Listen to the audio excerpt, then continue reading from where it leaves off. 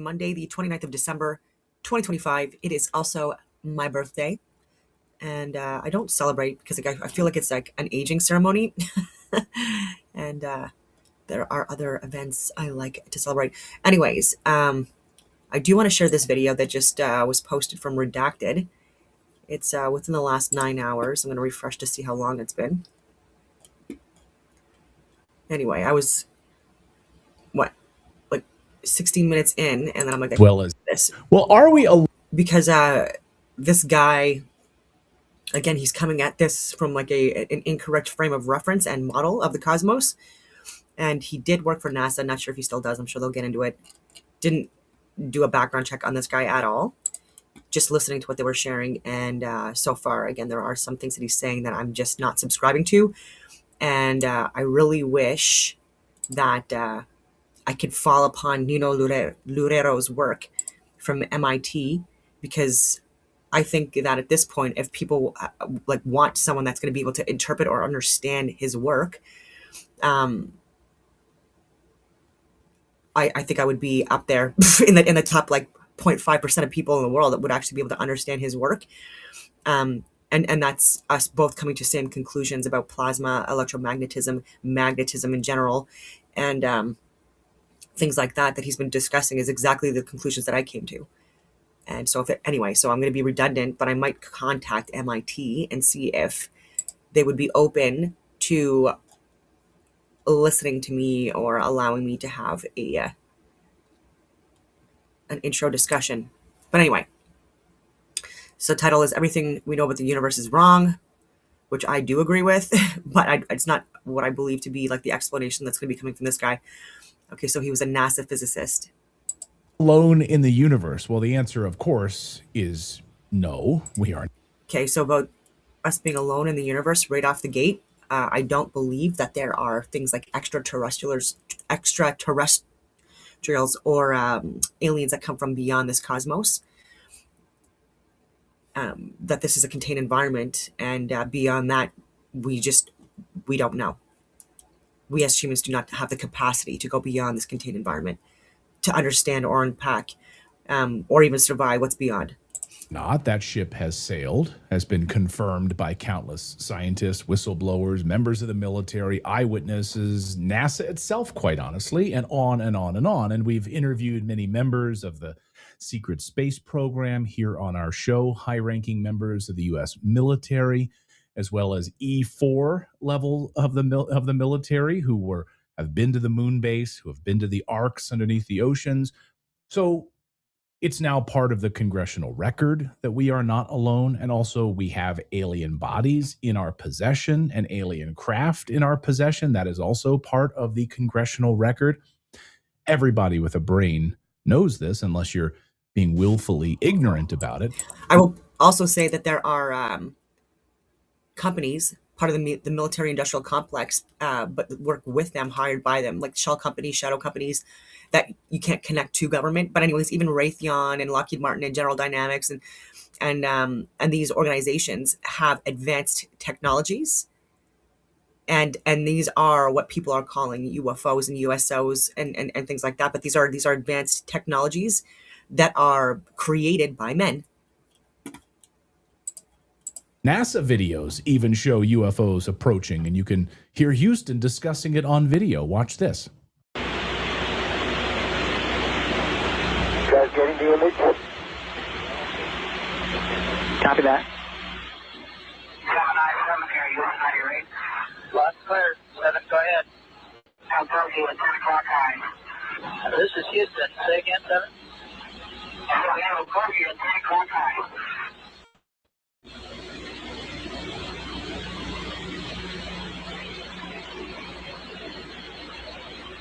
We have an unidentified flying object.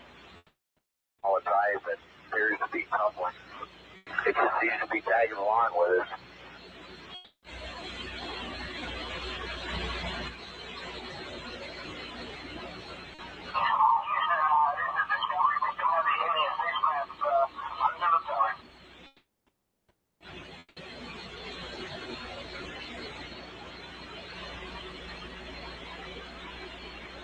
Yeah, Houston, we got somebody out the front window with a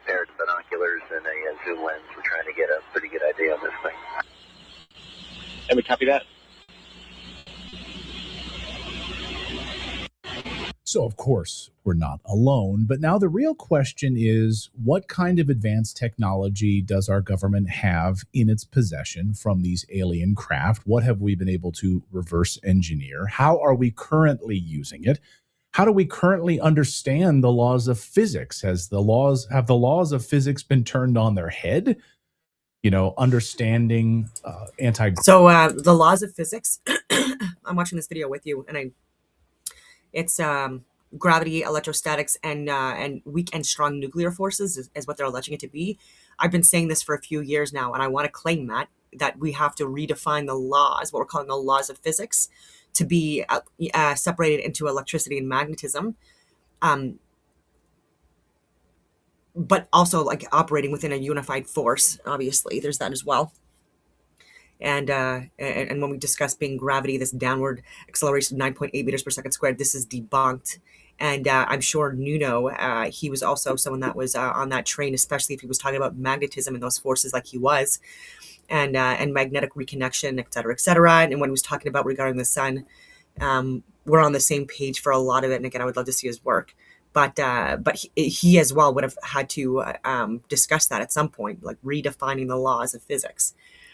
And it's annoying because I get people, and not a lot, again, I don't get a lot of people on my page, but when I do, there are people that are part of other channels or other researchers, etc., and they take my work, which I don't mind, but I've never gotten credit for it, which is really getting frustrating now, because this is also why my channel, I don't get people that comment or like or any of that stuff, because they don't want to be known that they're taking my work. And so I don't care if you do it, but at some point people should at least say my goddamn name, respectfully speaking. I'm saying this on my birthday because, again, it's a little frustrating, but I need to start getting credit for my stuff,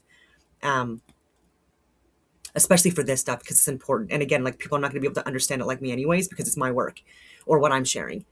And so taking that work would be not only dishonest, but I think at the top, but like if they're questioning about it, they wouldn't be able to explain it. Anyway. Gravity, propulsion, quantum mechanics, all of that. And when will we all get to see it? When will us little people get to see it? Will I still have to drive 4 hours in my diesel-powered car, or can I use some of this advanced propulsion technology that our government has? Well, we thought we'd bring in Dr. Wai-Ping Yu today for a deep dive discussion.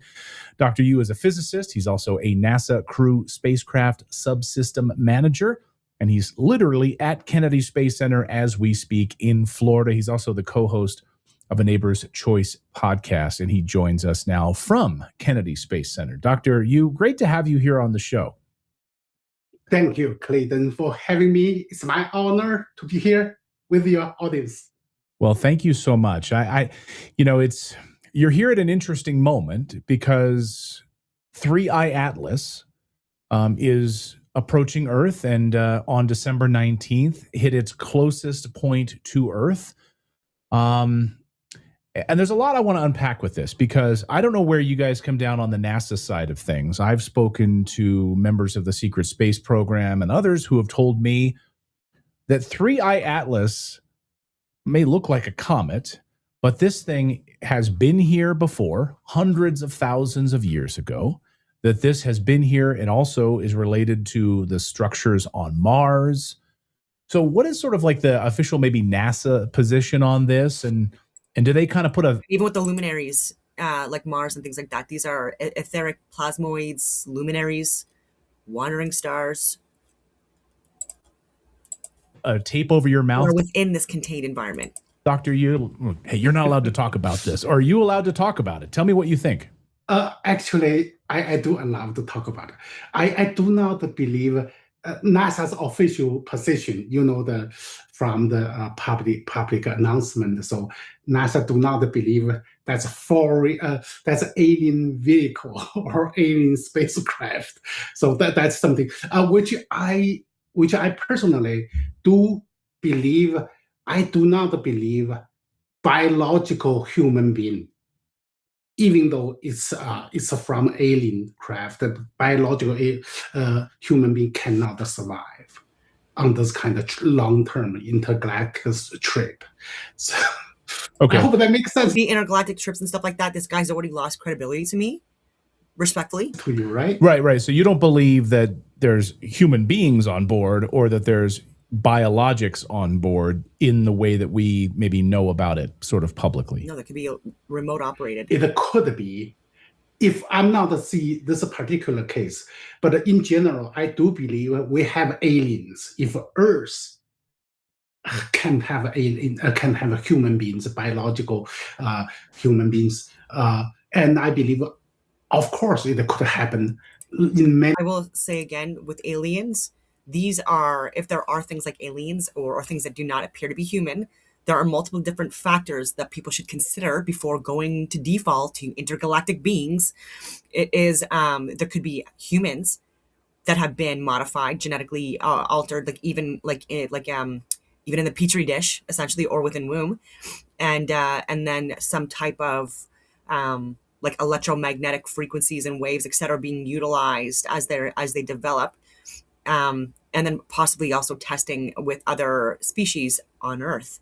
That's happened for many, many, many years, right? This like transcends like the past 100 years. Like this, there have been ancient civilizations, advanced civilizations in the past, and where they have done experiments on humans, and possibly like had them like on islands instead of killing them, and with multiple different deformities.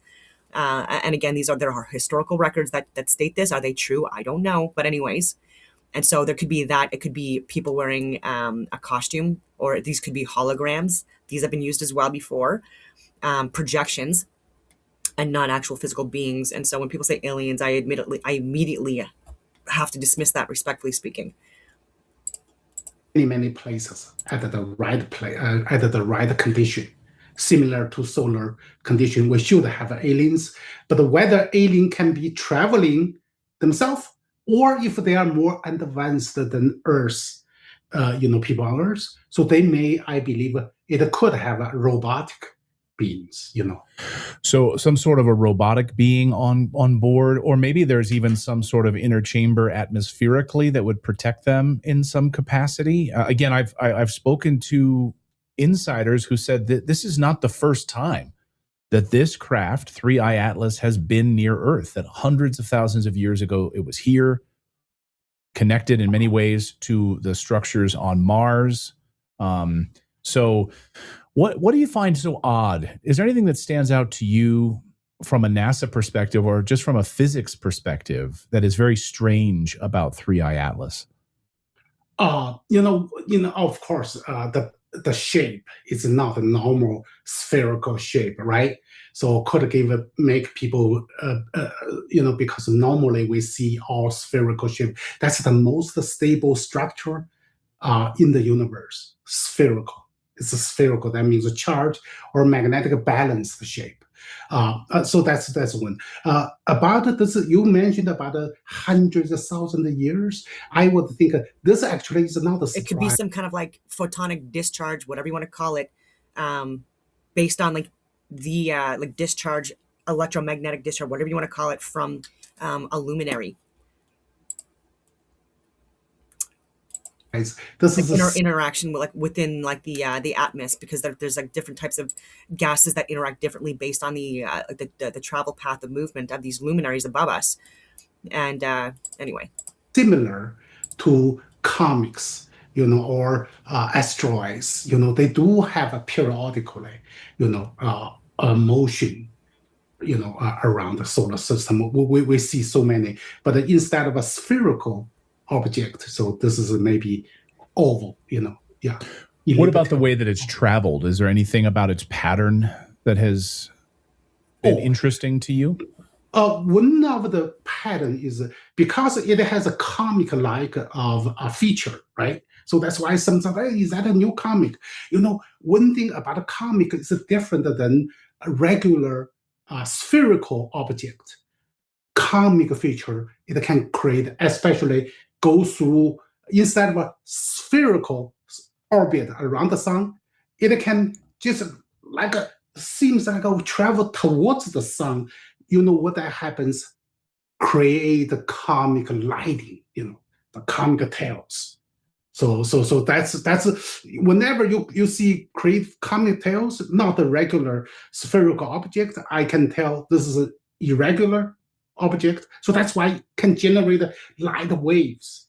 And especially you towards the sun, Say that solar has photons, a which strong is radiation, which is essentially magnetic forces or energy at play. magnetic field, right? If you cross outside and crash inside of a solar magnetic field, you generate huge tails, light tails. Comet. I do not believe that periodic motion have anything to do with aliens. Yeah. Could be natural phenomena. Could be a natural phenomenon. Yes, So it this is a is natural phenomenon. very interesting, though. It's really captivated us. Did you know that most methylene blue being sold online is the same grade that's used in fish tanks? Watch out for that low quality bottles that are untested for heavy metals, and they're made overseas, by the way. Well, you can trust the wellness company's Recharge, which is a doctor formulated supplement combining powdered methylene blue with NAD plus and PQQ. This methylene blue is USP grade, ensuring top tier purity for maximum safety and effectiveness. This is not some sketchy stuff that you're going to find on Amazon. Recharge is formulated with research backed ingredients to optimize brain function and cellular repair while supporting clean and lasting energy. So tap into the cognitive and metabolic support that helps you stay energized, focused, and resilient all day long. Choose a trusted formula made for your body, not for fish tanks. So feel the difference with enhanced mental clarity, sustained energy, sharper focus, protection against cognitive decline, and no, it won't turn your tongue blue. So head over to twc.health/redacted and use the code redacted to get 10% off plus free shipping. Again, that's twc.health/redacted. Use the code redacted to get 10% off. Is there anything else about 3i Atlas that you think challenges sort of standard assumptions about how objects form around stars? There's many ways to say that one, but I do not have a specific theory to say. I just say, hey, Well, you heard my theory. This object that may be Right. similar to comics, the comic formation, can create a similar phenomena. So I do not have a particular theory. Probably you know more than I do. So well, no, it's been fascinating because at first I was like, oh, this is simply a comet, and then as I've been hearing from individuals again who have been on these triangular shaped craft, who have been on the moon base. I know this might be shocking to a lot of people, but have told me that it's been here. It was here hundreds of thousands of years ago, and there's a lot more to the story. So just curious what that is for you. When you look at what's going on, this, like redacted, I hope that people at some point like call in, well, not call in, but like respond to redacted so that I can get on their show, because they get people on. They have great people on, so I'm not going to say that, but they get some people on that don't know what they're talking about. And this is the frustrating part, because like I've talked about Project Bluebeam now for years, with this like fake staged and planned alien invasion that people want to push at some point, and maybe before 2030, who friggin' knows. But people don't understand the reality of this world, and so because they do not, at the highest levels of government, even, they're getting duped by these contractors, these lobbyists, these losers that are grifting and lying about space and lying about the moon and lying about all of this stuff, and we're falling for it. We fell for the moon landings. They didn't think that we would, which is why people didn't go up for a re-election. I'm talking about LBJ, etc., and Nixon with the scandals. But like they were nervous that this was going to get caught, and when it didn't, like he didn't even attend like that first launch, the very first launch, and so they think we're idiots. And and Nuno Loureiro, he got murdered, but like more on that. It could be because of what he was discussing regarding magnetism, free energy, and using the atmos or the ether in order to to create this like healthy free energy. But the people that are part of the electrical cartel mafia, etc., they have been wanting that to be prevented from happening now for a long time. Right now, from an astronomy perspective, what are the most exciting discoveries that you've seen maybe in the past few months from NASA, from astronomy, from astronomers around the world who are looking deep into space? What stands out to you? Is it some sort of a black hole mystery? Are there other things that really are piquing your interest right now? I do have an interest to the UFO sightings or the images, the pictures, images taken by military. I do have a huge interest, and especially mentioned about the traveling speed, right? That kind of traveling instantaneously, almost acceleration, is beyond any human-made project, made power system. So, which make me believe if these objects are belongs to aliens object, of course, so they may have a robots on top. But I do believe they have to know one thing is anti-gravity propulsion. So I do believe, and in my theory from my research, I do believe anti-gravity. And what he means by, which is annoying because even the terminology is incorrect. It's not anti-gravity. Like the Searle effect generator, these levitation devices. This is regarding magnetism and using the aptness, non anti-gravity. Propulsion is real, and it could be, we could be harnessing it. Yeah. Yes. So you believe without a doubt that anti-gravity propulsion technology is real, and which would seem to account for how these craft are able to not break up, right? And exactly. The reason you break up, once once the external force acting not uniform to every single point, when you to the surface to one particular, so that's why you create the tension in the stress concentration in particular area. So then what happens? You break, right? You bend something. But anti-gravity is a gravity force. Anti-gravity force is acting every single point, just like you free fall. You do not see any tension in your body. Every single fall in the same acceleration, same velocity. So that's how they can have, what is that? 600 Gs. We are talking about a human astronaut survivor. No more basically requirement. You cannot be any more than 9 Gs. This can have a 9 Gs. Normally is low. Because your body would rip apart. Right, I mean, your body yes. shred apart if anything more than that. That's exactly. Because human travel is pushed by force on one side, so that means if in the bar you sit on the chair, if you do your head, your neck may not have enough force to support you there, right? This is not the same case as anti-gravity force. The gravity force acting on every single point, so they all travel at the same velocity, same acceleration. So you do not see them break apart. So that's making me think about it. I'm a firm believer anti-gravity technology is right at the door. You think it's right at the door? Did you say that? Yes. Yes. There's many evidence include called gravifier. I don't know if lots of the people do anti-gravity research. They saw a Russian young boy made this gravifier. So basically, it's a UFO type shape of a device.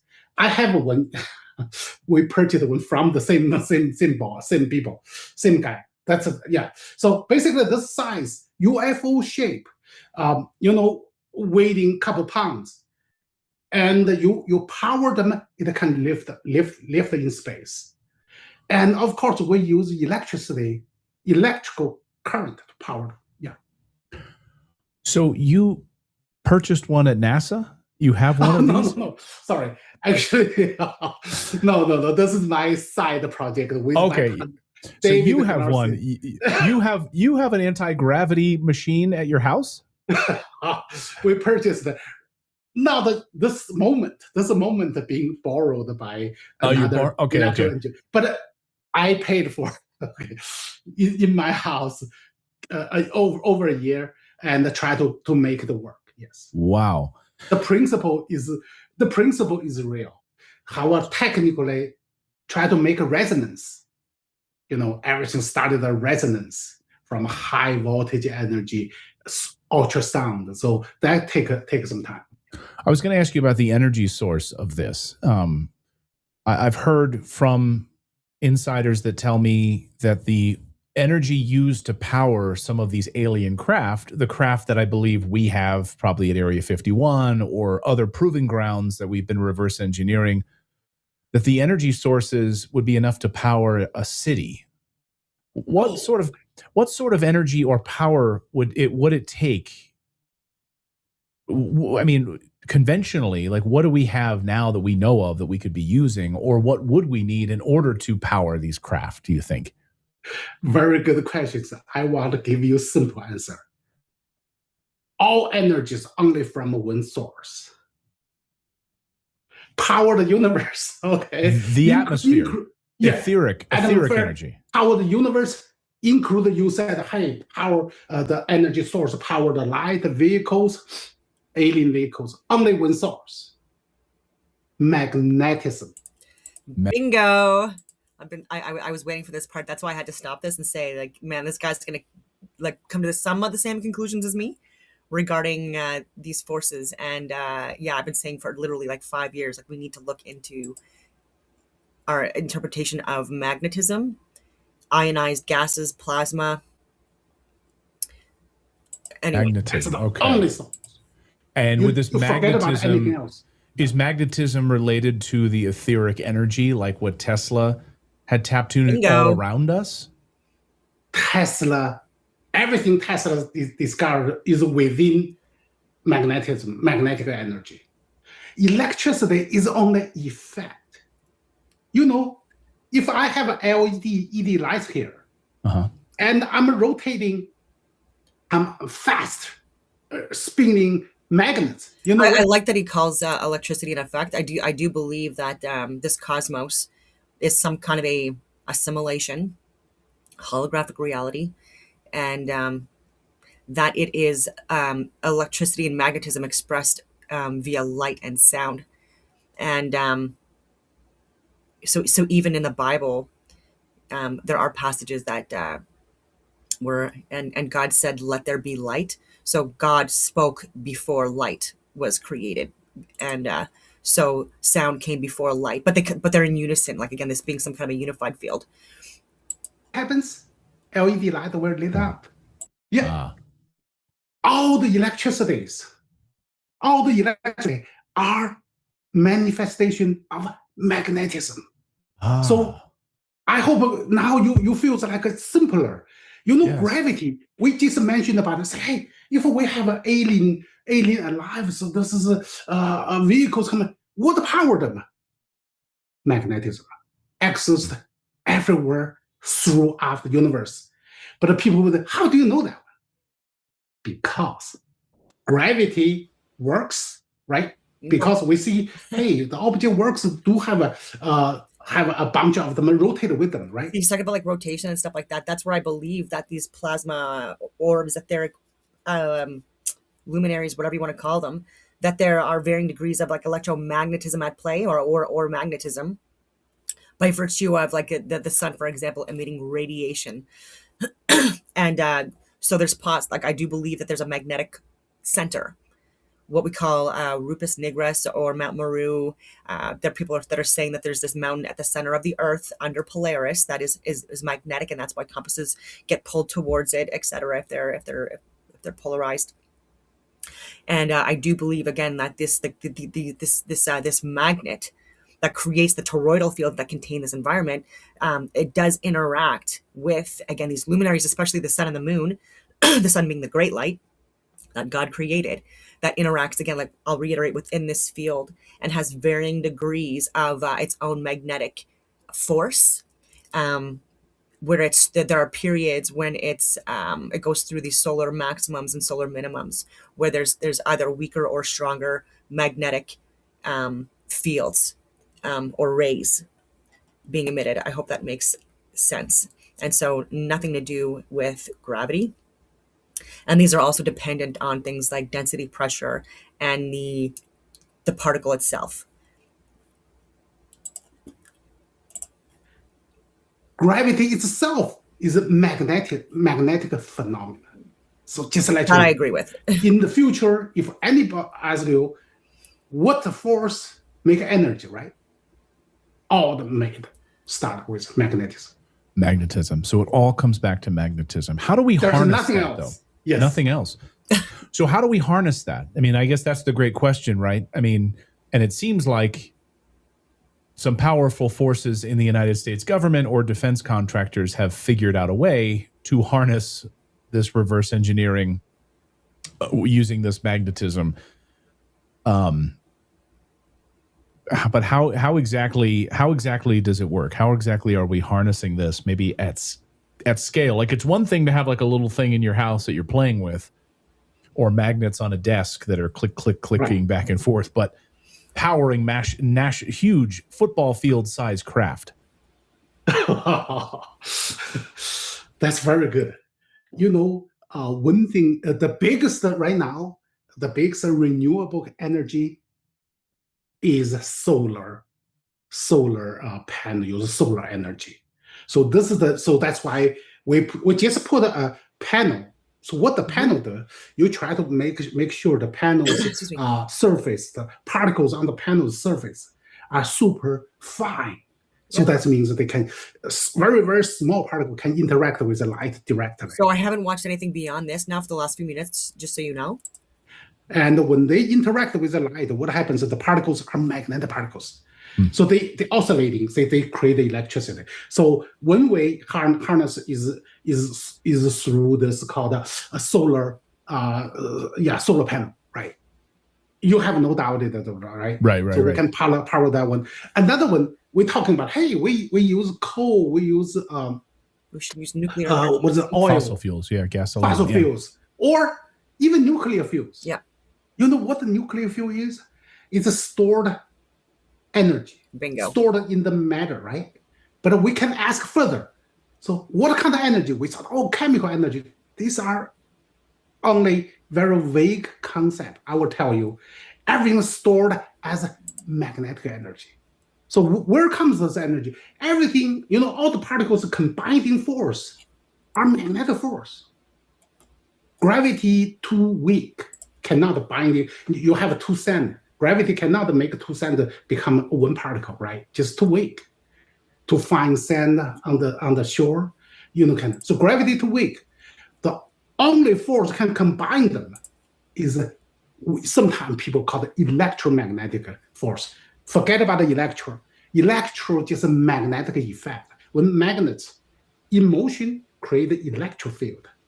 If a magnet is stationary, you still have a force. So that's a magnetic force, right? So, Bingo. So basically, all the energy stored in chemical fuels, so all the, what is the gasoline or something, chemical bond or nuclear force, is all based on. Okay, so he's talking about nuclear force. And so I did want to share a video regarding nuclear energy. The title is "They're Lying to You About Nuclear Energy." It is from Free Your Mind Videos.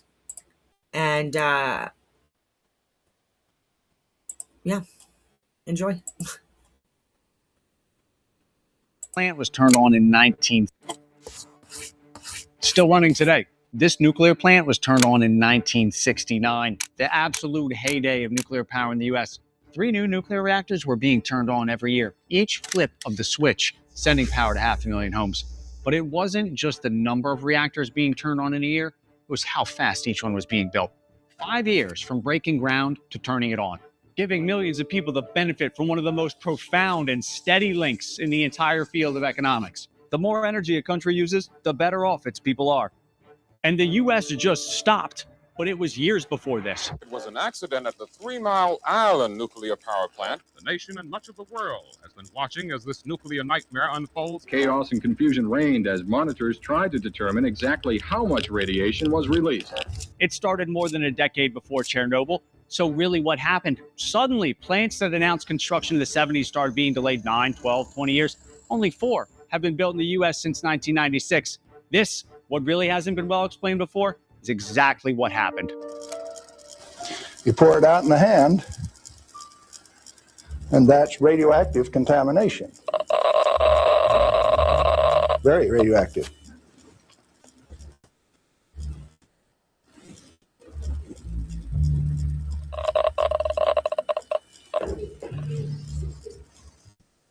That material that I just ate is not soluble in body fluids. He actually did eat uranium. You can and live to tell about it, apparently. And it wasn't just him. The scientists and researchers at Los Alamos carried mounds of plutonium around in their lab coat pockets during the Manhattan Project. Here it is, General Groves, plutonium. The plutonium that went into the first plutonium bomb was driven 220 miles to Los Alamos in a basic Army truck. Zero protective anything. These were the brightest scientists in the world. They were not reckless people, and they all died in old age of natural causes. But the message that made its way to the public was much, much different. The only and true case is that plutonium is the most deadliest substance known to man. That messaging of fear was the seed of why the U.S. stopped building nuclear power plants. It took root in a very specific way, which I'll explain in detail here in just a second. But that fear ultimately increased the cost to build, the time to build, by 10x in just 5 years between 1973 and 1978. 3 Mile Island didn't happen until 1979. That fear, really fear of the unknown, ended up as the main input on a single formula that determines how nuclear plants should be built or if they should be built at all. Looking at the alternatives for energy, nuclear fission must be stopped. Why are we playing Russian roulette with the American people for nuclear plants whose principal objective is simply to boil water and produce steam? And we can all kind of feel that, right? Like you go to the dentist, get an x-ray, they put that heavy vest on you, like, oh, this is kind of serious. Dentist leaves the room, closes the door, click. What bombarded your body in that moment was the same amount of radiation that hits your body every single day. It's everywhere. Radiation is impossible to escape.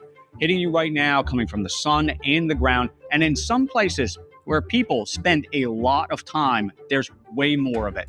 It is a long 3-month radiation-soaked journey to climb Mount Everest. Once your flight has touched down in Kathmandu, you've made the 2-week trek to base camp, spend 7 weeks getting used to the altitude, getting to the summit, getting back to Kathmandu, and taking a plane back home. A climber has absorbed 3 years worth of radiation that someone at normal sea level altitude will absorb.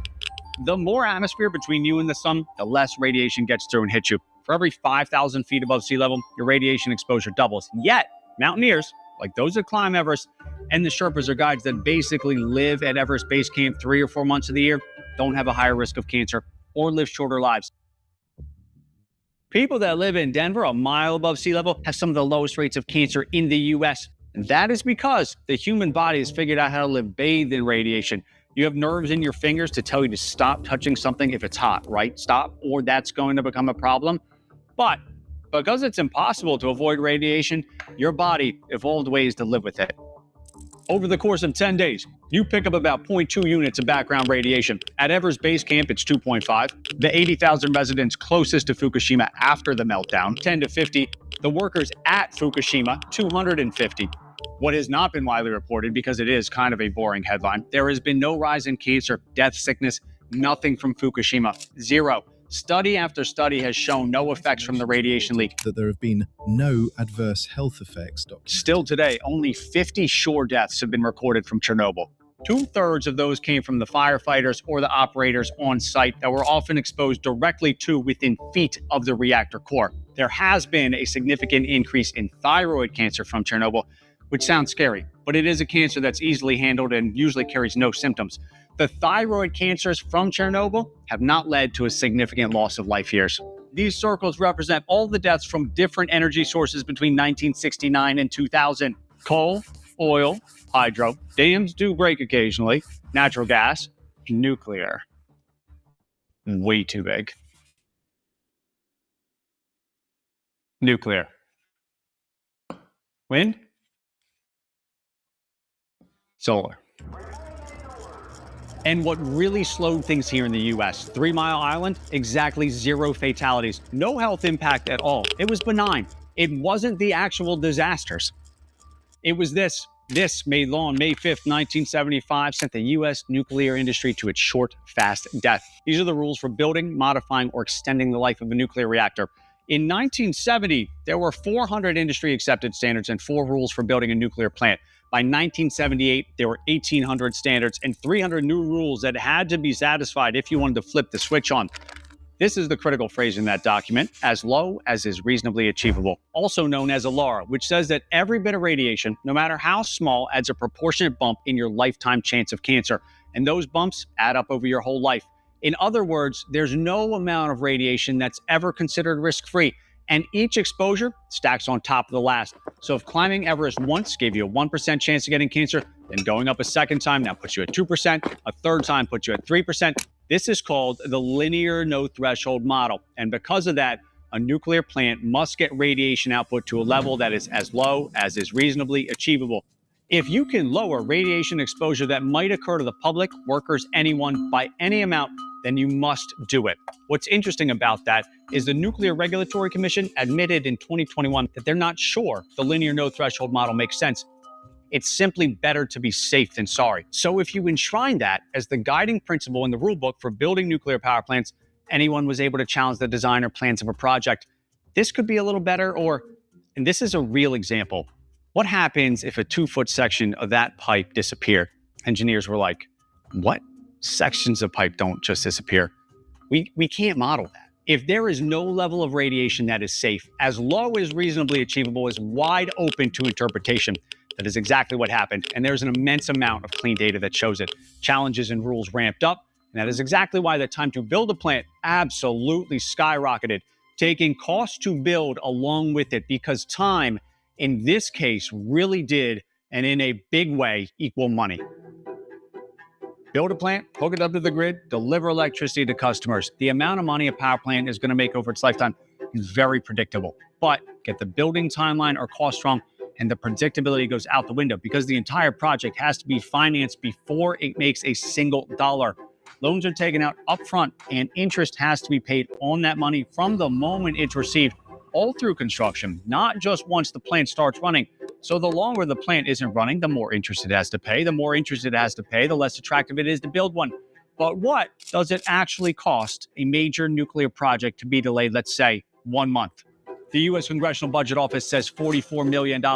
There are countless stories of construction crews finishing a part of a plant only to have to completely rip it out a few weeks later and rebuild the same thing, just in a slightly different way after a new rule came in. About one rule or standard was being created every day between 1973 and 1978. Think about that. You designed and planned your reactor in 1971. By 1978, all these new requirements had to be satisfied. These plants all began construction between 1972 and 1975. Shoreham in New York, 12-year delay, canceled. Midland in Michigan, 13-year delay, canceled. Sequoia in Tennessee, 8-year delay. Comanche Peak in Texas, 10 years. Seabrook in New Hampshire, 14 years.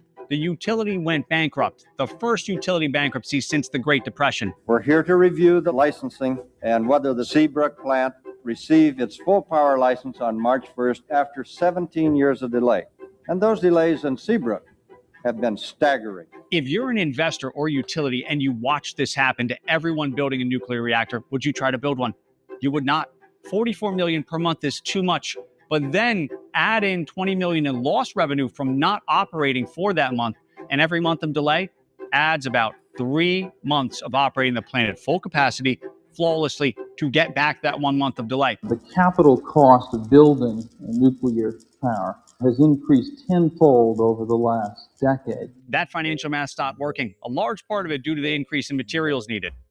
The amount of concrete, steel, and cable required to get a license doubled, but the number of man-hours required to build a plant went up 600%, all during the exact time when interest rates in the U.S. were exploding. An investor in 1980 could buy government bonds and get 12% interest. Why give a ton of money to a nuclear project when the outcome was becoming unpredictable? And you could just buy bonds instead.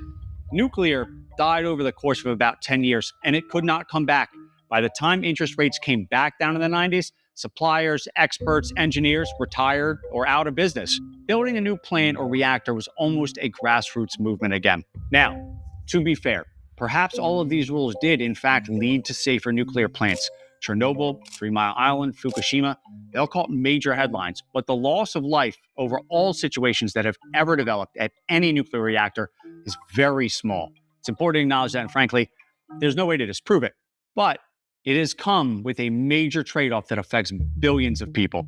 Because this thing could power the entire city of San Francisco. It's the most recent reactor built in the U.S., turned on in 2023. It is the fourth of 4 reactors on a site about the size of 4 Central Parks. Together, those 4 reactors could power all of Manhattan, Brooklyn, and Queens. Everything. Homes, factories, office buildings, with a little room to spare. This density, this tiny land footprint, the complete lack of emissions, it's as clean as solar and wind. The stuff that comes out of the top is just water vapor. This is what makes nuclear so attractive to so many people, especially when we look at the alternatives.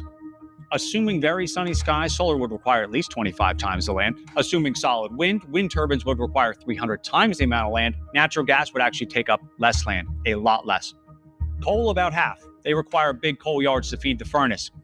Right here, we're going to leave coal and natural gas behind. Amazing, stable, and absolutely critical sources of electricity. In fact, the first video I ever put out on this channel was about natural gas. But what comes out of them in addition to electricity is not what most people would prefer. Even if the sun shines perfectly, all day, every day, in a place near enough to New York that a solar farm could deliver electricity over a reasonable distance of transmission lines, the sun goes down at night, which means a big chunk of the energy the solar panels collected would need to be stored in batteries. Many of them, increasing the land footprint of the solar option by at least 5%, which is enough space to build 4 more nuclear reactors. And what is often not mentioned with solar is that whatever in the 150 square miles that was soaking up the sun, the solar panels are now soaking up, is going to find life to be much different, maybe impossible. All of this is the same for wind. It doesn't blow all the time, or it might blow at the wrong time, located too far away from the place that needs to use it. But the footprint of each windmill is pretty small, so the actual land that's underneath can, in theory, be used for other things like grazing cattle. This is the kind of thing they do in Texas, which has by far the most windmills of any U.S. state. Texas, the oil state. Believe that. But with they also don't last as long. I'm talking about windmills. They do kill a lot of eagles, a lot of protected species. They get buried in the ground, so not really, eco-friendly. And when they're in the water, they move whales and other animals from the ocean further out into the water, and some of them are drowning because they have to go deeper in the water, and they're not able to make it up in time. And so we are impacting needlessly wildlife. What is rarely talked about with windmills, 2 groups of animals love to fly in the air column dominated by the blades of a windmill, about 100 to 250 feet in the air where wind is most consistent.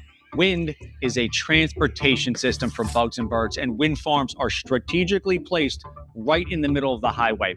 Blades become caked with bugs. Whole companies have sprouted up just to provide the service of blade cleaning to wind farms, because the amount of bugs that cake up can lower the efficiency of a windmill by 20 to 25%. Bugs are a critical part of the food chain. Everything else relies on them. And the birds? These turbines in Northern California kill on average 80 golden eagles a year. In the South, this project kills fewer birds, but at a higher rate. It's the big protected birds. Eagles, hawks, not like your little sparrow kind of neighborhood birds that litter the base areas of windmills, which are all made of concrete. Each one sitting on a 12-foot deep, 50-foot wide slab. Cabling, fiberglass, aluminum, transportation, everything that goes into building a wind farm puts them at least on par with all the materials required to build a nuclear plant. And each windmill has a lifespan of only 20 to 25 years, compared to a nuclear plant which runs for 80 years, maybe more.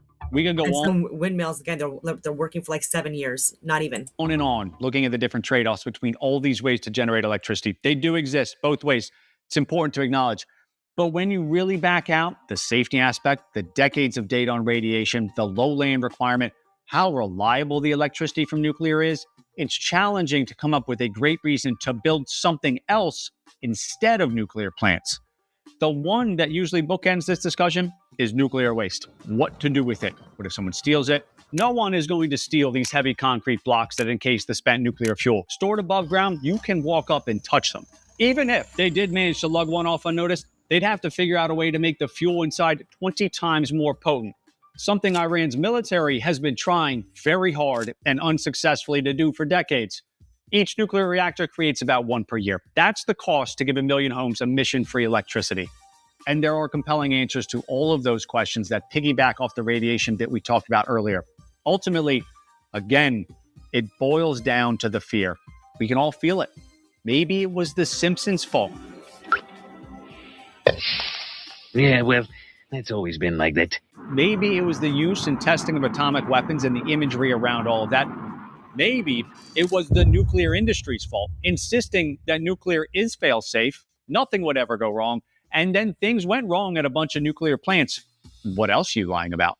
Perhaps smaller is the key, because when a nuclear submarine smashes up through Arctic ice, the nuclear reactor that powers it is fine. In service for over 70 years, there has never been a problem, let alone a meltdown on a nuclear-powered submarine or aircraft carrier. And we're not just talking a handful of these things. More than 200, traveling millions of miles around the globe, all fitted with a nuclear reactor that produces about 8% of the power the newest reactor in the US we looked at earlier does. Going up and down in the ocean, fast, slow, vertical, horizontal, these are a critical part of the nuclear defense system. They have to work. This, basically a nuclear submarine engine, is what they're talking about if you've heard the term small modular reactor, or SMR, putting a submarine reactor on land and doing it exactly the way the Navy does it, which is where the modular comes from, in modular reactor. Build the whole thing, all of the pieces in a factory, and then ship them to where they need to be installed. As opposed to today, where a nuclear reactor is bespoke and almost entirely built on site. This cookie cutter approach, every reactor is the same, keeps costs down. If something breaks on one, you know right where to look on all the others. This is what GE says the one they're building in Ontario, Canada will look like. At about 5%, the physical size of a normal nuclear plant, power-hungry data centers feeding AI are clamoring for these and would love to have their own SMR. That's one of the reasons nuclear has become a hot topic again. We might be near it. The CEO of GE says there's now, due to a big shakeup at the Nuclear Regulatory Commission, a very real chance these become a meaningful addition to the grid starting in 2030.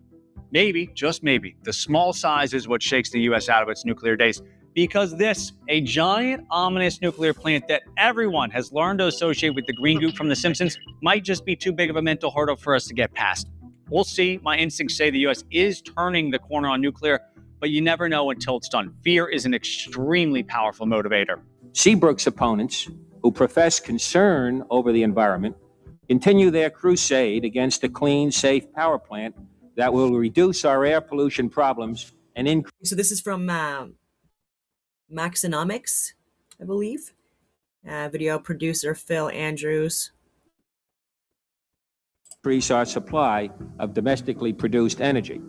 This plant has already been through some 17 years of intense scrutiny. It has passed every test, every hurdle, every obstacle thrown in its path. And these have sprouted up just to... So Ontario does have a few nuclear reactors. And Saskatchewan does have uranium that they export and import.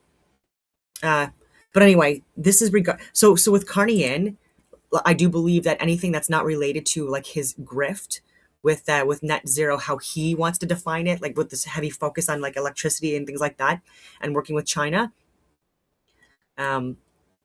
it's not working. But he's going to keep on doing it because, again, it's his grift, and people within the House of Commons, too. They have shares and stocks in certain companies. Massive, exclusive, and breaking news. I heard from a whistle. This is regarding Algoma. People have been lying, saying that it's because of Trump's tariffs that it's shutting down. Whistleblower who worked for the police department in Sault Ste. Marie, where nearly 1,000 people, or over 1,000 people, were laid off from Algoma Steel. Listen to this. The police services was contacted by upper management months ago knowing that the layoffs were coming. The Sault police attended meetings with upper management at Algoma Steel. There, they learned that the layoffs were being planned and Algoma Steel was worried about protests and workers and staff damaging, sabotaging, and stealing before being laid off. The reason being cited in the news is the tariffs as the cause for the layoffs, but in the meetings, the reasons stated were not that. Algoma Steel is transitioning from coal-powered furnaces to electric green furnaces. One of the new electric furnaces is up and running. The second was supposed to be up and running by now, but it keeps getting delayed indefinitely for many reasons. But Algoma Steel had stopped ordering coal to power the remaining furnaces, anticipating that the two arc furnaces would be up and running. They said that since they stopped ordering coal, they can't get that supply back and they will be running out of coal within the month. Once the coal is gone and the blast furnace shuts down, it can never be started up again. They can never go cold or it's done. Police were told this was the reason for the layoffs. I believe that the tariffs are a factor, but the main reason is that the transition to these new green arc furnaces has been a disaster. It has cost taxpayers hundreds of millions of dollars. The Liberals sent hundreds of millions to Algoma Steel. I speculate that this whole thing was planned so that they could blame Trump and the tariffs while the foreign owners take millions and screw over the workers and tax-paying Canadians. I think the whole Canadian media landscape has a duty to ask these questions to the police to see if this claim is true and valid. It is oddly very, very specific with specific knowledge of meetings, coal shortages, and knowledge of the transition from coal to these electric arcs or whatever they call them. And for those who don't know, they got $500 million, $400 million from the Liberal government and $100 million from the Ontario government. $500 million with no guarantees that jobs for workers would be secured. And the CEO was on TV when he was asked about this, and he specifically said that they will know intimate details about our business and the specific details of our business before they give us that kind of money. And in my opinion, that's the politically correct way of saying, yeah, they knew exactly what we were doing, and they gave us the money for it. If it comes out that this is true and the layoffs have nothing to do with Trump and the tariffs, Mark Carney has officially betrayed steelworkers in Canada by funding their demise, all for his net zero agenda. This is massive, exclusive, and breaking news. I heard from a whistle. All right, I don't want to get too off track, but yeah, our media, like even global, it's radical left, and Vasi was such a nasty person with Pierre during her interview. It wasn't even an interview, and it was such a completely different story when she was interviewing Carney. Magnetic binding force, but these binding force were not to turn to energy. You know, you cannot say, "Hey, I have a piece of material. We call this energy." No. You have to change the condition. You have an external changing the condition. So turn what? So when the magnetic force can binding them in attraction, if you can alter, if you alter direction of the same particle, partial particle, or you break them, it instantly turned to magnetic repulsion instead of attraction. So this magnetic repulsion is called stored energy. So all the energy we are harvesting, chemical, nuclear, thermal, electrical, it's all from one single source, magnetic. When you see things like Flight MH370 and the disappearance of Flight MH370, that's my friend's what is Ashton Forbes. Yeah, yes. So I was on his show and he introduced me to many different birds. Okay, I saw he on your shows a couple times. Yeah. And so I wanted to ask you about this plasmoids and the three orbs of plasmoids that I know separately that from sources that I've spoken to that we have this technology and we can control it. Yep. So how exactly are we able to manipulate plasma in that way to create this massive, maybe gravitational force that makes an airplane disappear, which is clearly what happened it seems like from all evidence that I've seen, but maybe you know something different. What do you think? Okay, so you do believe what Ashton Forbes theory, right? Well, I'm open to anything. I'm open to anything. Yes, if you show me this plane sitting there that had been teleported and it's still intact and it's sitting there on a tarmac somewhere, like I'm open to anything. I come from the Thomas Sowell world of show me the evidence. So show me the evidence. How are we able to control plasma and maybe our plasmoids, do you think? And what would be maybe the physics, the mechanics of controlling that, manipulating that in order to create some sort of an electromagnetic field in that way? Yes, this is so-called high directional weapon, right? So which is no difference than laser light. We can concentrate the laser point, right? shining. So the reason laser light is different than is high concentrated electromagnetic magnetic oscillation vibration. So high power means number one, they combined all the one because they directed. So that's why laser point can shooting almost infinite distance. It's like radiating it instead of regular flashlights being deflected, in the atmosphere. So we are talking about the directional vision. The weapon uses exactly the same principle. The only difference is they may all, the light, visible light has a very narrow spectrum, like from a 400 nanometer wavelength to 700 nanometer, very small spectrum. But if you use the same principle, we use electromagnetic wave, we use the wave, but outside of the visible spectrum, then you will see the same effect. Because high energy, we can burn a hole to any object in space, right? And right, of course, we can fire a laser into space and burn a hole through something. Yeah, that's right now. We may it's only limitation. Yes, we can, but only limitation is the power, and so that means the distance. Have you seen use laser to cut tree branches? Have you seen that one? Yes. Oh, you see that one. And I have a friend. He said he has one, or he used that one. That's true. I saw that. This is amazing. I love that you work at NASA and you got like an anti-gravity thing at home. Your friends have lasers that can cut branches. They can, yeah. I want to hang out with you and your friends. Anytime, if you come back to Florida again, so I can take you to places.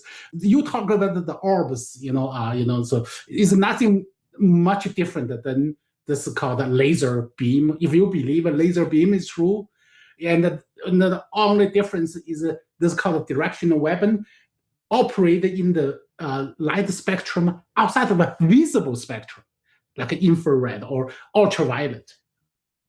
Interesting. What do you think happened to flight MH370? I told accident forms. I said I was in the camp. Believe those images are Apple images, but at one point, that's the same one night before we go to Tim Poo's show together, me and Ashton Ford, and he posted online a different video, which gave me looks like that's real. So I said, okay. I saw that video. I convinced because that video is instead of opposite color, right. like a video opposite color, it's like in real flight, color and the pattern and the show. But include the last minute exploded, right? Yeah, that one. So I said, okay, I can now. I tendency see, hey, I have to be open-minded. It could be military operation. With the technology and the scientists that were on board that craft, and you look more deeply as to who was on board, what was on board, why would they intentionally try to? Why would they need to have access to this exactly? I do believe now.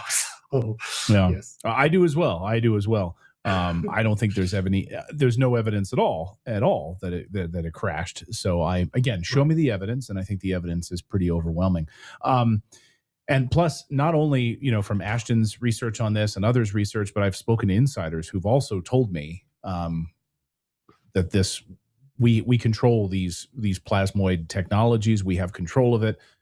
So I'm a believer. I will sit in that camp until I'm proven wrong. I want to talk more about UAPs, UFOs. I hate calling them UAPs just because I feel like that's like a modern way of trying to. I know they try to avoid the. It bothers UFO, me. Right? There's no substance change. Yes, I agree with you. At NASA, let me just ask you, I mean, you're at NASA. When you walk in the halls of NASA, do you, and I know you haven't asked everybody that works there, but would you say, like, when you're in the lunchroom or you're hanging out having coffee with other NASA engineers and scientists, are they pretty much all on the level? Do pretty much every one of these NASA engineers and individuals who work at NASA think that we are one of many species in the universe, or are there NASA engineers who think, nope, that's it, we're alone? Around my colleague, I may not be say all the NASA. Among my colleague, they think about it the same way as me. That we are not alone. As I do, because if a human being can, grow on the earth, right? Biological living things can be the universe should have. I do not believe anybody really doubt that. They may doubt any evidence people present. Hey, we question the evidence because we believe this may not be true evidence, but we do not, bias about the conclusion. When you look at some of the criticisms of NASA over the years, there's criticisms that we've talked about here on the show, which is that they'll have a live feed from the International Space Station. There'll be a live video feed, and then suddenly it turns off as there's a craft approaching. Suddenly something comes into and suddenly the live feed gets shut off.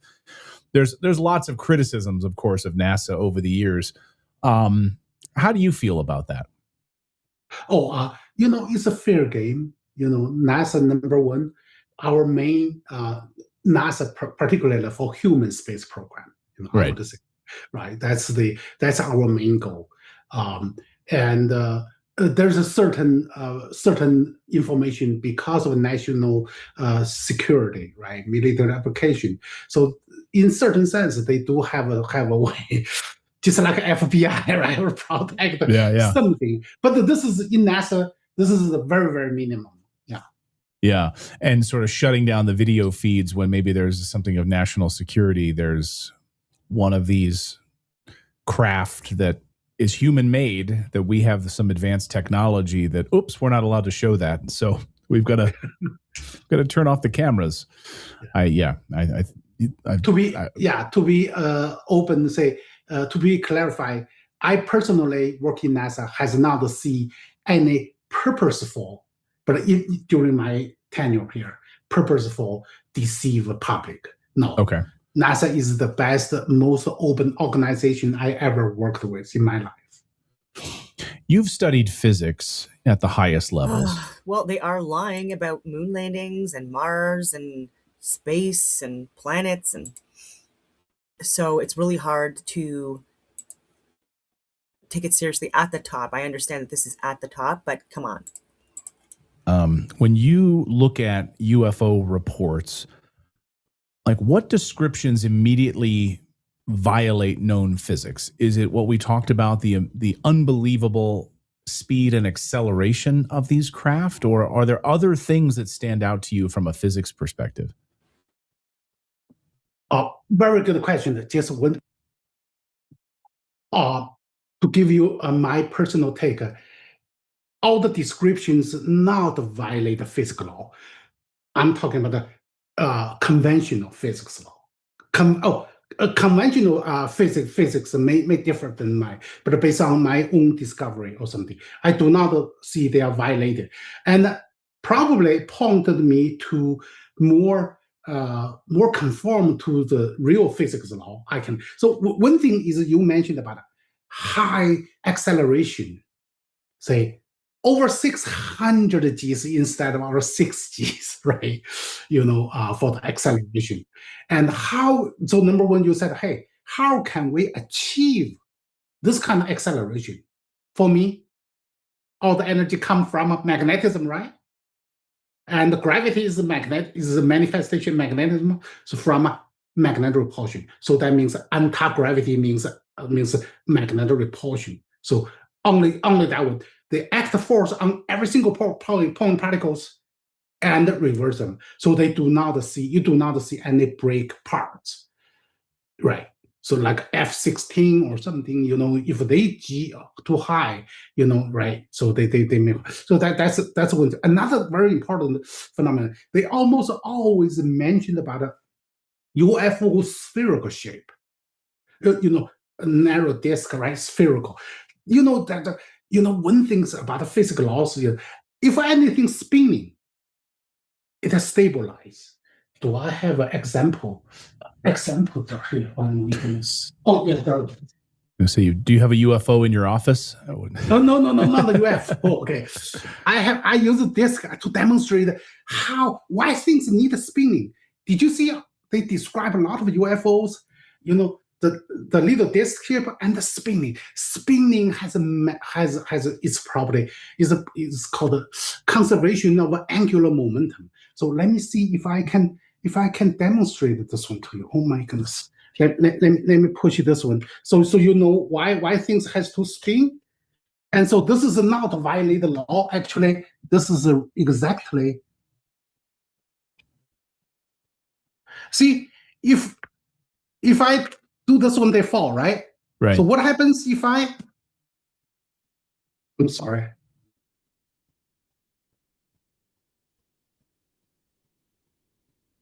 Whoa. What? That's crazy. This is, Wow. okay. So what I try to say, so this basically is a gyroscope. So NASA uses a gyroscope to control direction. Whenever you're spinning something, it stabilizes its orientation. One thing about anti-gravity is if you anti-gravity in this one, you move away. But if you flip this thing, what happens? Because instant gravity pull crashes, right? Right. To avoid this happening, you need what? You need to make it a spin. When you spin in the stables, it keep the stable structure. So even like we would see like a typical saucer shape. Yes, but inside of there is some sort of an anti-gravity spinning, potentially spinning technology inside that keeps it stabilized. Yes, you are mentioned about spinning could be physical spin, right? The whole say outer ring spinning create what's called a conservation of angular momentum. So physical, and it could happen is called electromagnetic field spin. It also stabilizes the structure. So that's why anti-gravity it looks like so powerful. But if you're not spinning, what happens is you suddenly turn over. Will be instantaneously disaster. So I believe spinning is one of the mechanisms control this stability. And another thing, I try to give you evidence, right? They always mention about the lights. They always mention the lights. Some kind of lights come out of everywhere. So which make me think about it. So the way we can make anti-gravity work, we have to spinning electromagnetic field. When you have a spinning magnetic field, you keep the structure stable and also create anti-gravity effect. And when you spinning, so why does those have to do with the light? When you're spinning a magnetic field, what happens? Create a light. So that's why wow. I have so many questions about this. We talk about, you obviously have deep knowledge as a crew spacecraft subsystem manager. People say, why the heck have we not gotten back to the moon? Why is it so difficult for us to get humans back to the moon? We could do it in the 1960s when the spacecraft had less power than this iPhone in my pocket. So now here we are in 2025, heading into 2026. Why is it so difficult to get us back to the moon? Oh, that's great questions. If you compare the efforts during the Apollo era, right? Compare the number of. I do feel bad because like this guy is incredibly smart and he's getting a lot of things right, but the moon landings and things like that, like I do think that he just doesn't know, and it's a shame because he's such a smart guy. The investment in the world, right? At that time, like 3% of GDP. Right now is 0.1%. So, compared effort is different. Another thing is because of a different structure, different, and a different material, something, you have to go through so many try and error. Of course, we learn many things, right? Learn many things. And I believe the technology, we do have it. So we have lots of data. We use the routinely for our International Space Station transfer. We do use the same type of technology as Apollo Air. However, go to Apollo Air, it's not a simple feat. Just to let you know, the technology and the experience of people retired, the knowledge maybe have a cliff. It's no longer continuous. So there are a lot of things that still need to rework, I would say. I mean, there are a lot of people that believe, we're hiding something. We don't want to go back to the moon because of the moon base, the multiple moon bases that are there, and you have one section of the military and NASA that is not really read in on these programs, that is not involved in the jump rooms and Stargate projects and secret space programs that are traveling back and forth on a regular basis to the moon base. And now you're going to shove in this sort of more civilian-facing, televised moon mission, which could jeopardize the things that we're already doing on the moon. What do you say to those people? Well, I believe number one, time will tell them. Even though for me, I firmly believe we did landing human in the moon. I have no doubt. But however, even my sister, even my brother-in-law, he even mentioned about it. Moon landing is fake. Something I don't want to side more people, right? But I do believe, we did landing people in the moon. We're still benefiting from many data in our engineering design, and so that's why we have so reliable, International Space Station traveling through SpaceX or through Boeing's, right, Starliners. The reason we do have technology, except all their technology, of course. These were all built on Earth. And by the way, there's Canadians, engineers, and people working for these companies in the U.S. to create these advanced technologies. This has nothing to do. That doesn't prove anything. Hired lots of ex-NASA people, right?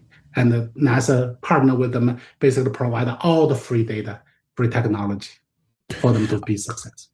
I know over your shoulder there, we've got the 3 keys to understand unlocking the mystery of the universe. Maybe you could walk us through why these are the 3 keys. These are obviously part of your theories specifically, but I want to hear about this. Maybe you can explain. Thank you. One of my mission is to try to convince your audience about the universe is much, much simpler than we ever been taught. Simpler. Yeah, it's not difficult. So otherwise, I have the confidence. So in order to convince your audience, I need to convince you. So let me explain why these 3 keys can unlocking all the mysteries in the universe. Okay. So if I can convince you, and I welcome you to make a comment, to make questions during this one. So the first one, if you look at it here, I said called a monocharged particle. So I made an example, say electron, positron, proton, and quarks. So they are all charged particle. Is that I have a problem? No problem, right? They are all charged particles. Electron, positron, protons, and quarks are all positively charged particles. Yeah, they are positive, and only electrons are negative charge, right? Quark may have some. Remember what I said. So I lumped all of them together as called a monocharge. That means a particle carry single charge. Right. I call it monocharge. And you look at this conclusion is these particles does not exist at all, and they cannot exist. And I have evidence. I need to convince you today. So you not only know why though it do not exist, but I want to convince you why it does not exist. You know what implication? What you're saying then is these don't actually exist. The idea of an electron being just a negatively charged particle. Yes. They cannot exist in this universe. You think it doesn't exist. And I want to convince you. Once you convince this one, you will understand universe is so simple. I'm interested. So this is crazy because this is what we learn in elementary school or from elementary school. Exactly. Yeah. That's the question that I wanted to know. When did you last time take a physics class? Junior high, middle school, junior high, something like that. College. Yeah. Probably, I think, right? Yeah, probably high school or I think high school or junior high, something like that. Yeah. That's a good start. So since then, we were started. So first page, we said atoms composed of electron and the nucleus. Exactly wrong. Okay. So now let me explain. You already understand. It's crazy to say electron. We started from the first page of the book, atoms, electron. They're wrong. So that means how much work with. I need want to convince. So if electrons are wrong, I would tell you it does not exist. So neither positron and proton can exist. What that means? That means the atom model we call the orbital atomic model.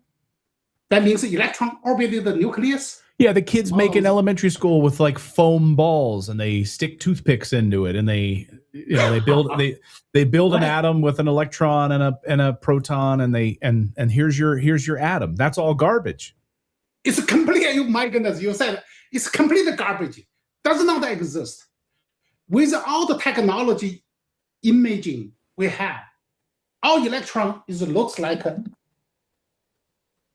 all atoms looks like a sesame ball. Okay, spherical ball. Yeah, all atoms. So does not like so now you know if electron model is wrong, so this is called the orbital atom model will be wrong. Just like you said, even better than that. It's garbage. And then go further. Quantum mechanics model will be completely wrong because the quantum mechanics model built it on top of this called orbital atom model. So if orbital model is wrong, quantum mechanics is wrong. So the entire physics, modern physics has been rewritten. Okay, so that's the first point. Right now, I want you to understand the significance. You already understand. The second one, photon. Photon, that's we define as a particle of light. Photon. Photon is completely does not exist. Photon does not exist. What that means, if a photon does not exist, so what kind of replace photons? Photons is a particle of light. So light basically is a wave motion. It's electromagnetic wave. So we need, how can you have a wave? You need to have a medium. So it's old days called the ether, but right now I call them called the electromagnetic, called the magnetic medium. It's a magnetic medium. Yeah, just made by magnetic particles. Just like a water made by water molecules. Every water molecules is a magnetic particles. Basically, so if light, if a photon particle of light does not exist, what do we assuming space has a medium? So that would explain how gravity can act in over distance instead of an empty empty space. It actions through the medium, and explain light can traveling through space is not as a particle, and then can solve all the mysteries, lots of mysteries experiment. We can solve that. Okay, so the first 2 points point to what's wrong with the current physics. So why it's so difficult? People started all years. They do not understand. So now, what is it really exist? Only one particle. Magnetic particle. I define it called the universal fundamental particle, is just magnetic dipole, just a little magnet. This is the only particle can exist in this universe. I tell you conclusion, and I will explain why. If I can convince you this one, so you know, if I can convince you electron, positron, proton cannot exist, you would automatically think about it. Of course, the orbital model does not exist. Quantum mechanics, you know what? Quantum mechanics try to describe electron position, right? Electron has to jump from orbiter to orbiter. If there's nothing jumps, if electron does not exist, nothing jump from where to where. Then no moving part in atom. Of course, you know quantum mechanics is garbage. The same language as you. Wow, you're blowing my mind. So the old atom model that we grew up doesn't exist. The only part, so atoms don't exist then, and the only particles that exist are just little magnet particles. Something magnet particle, so-called atom, just like a little magnet particle, you know, as a composite particle to atom.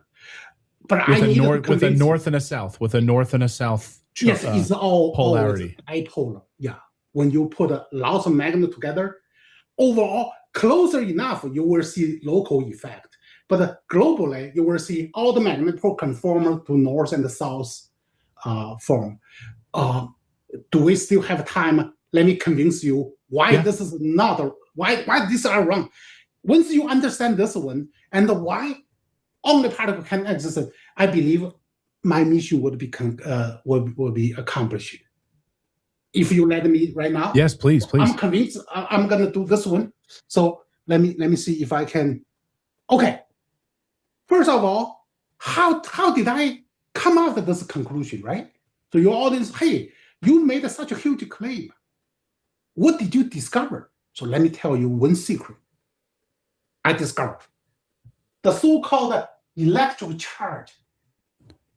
No current electrical engineering people, professor or PhD, no one understands what's the origin of a charge. So this is a mystery I want to share with your audience. The so-called electric charge is completely mistaken for magnetic dipole. The so-called positive charge are magnetic north pole, and the negative charge are magnetic south pole.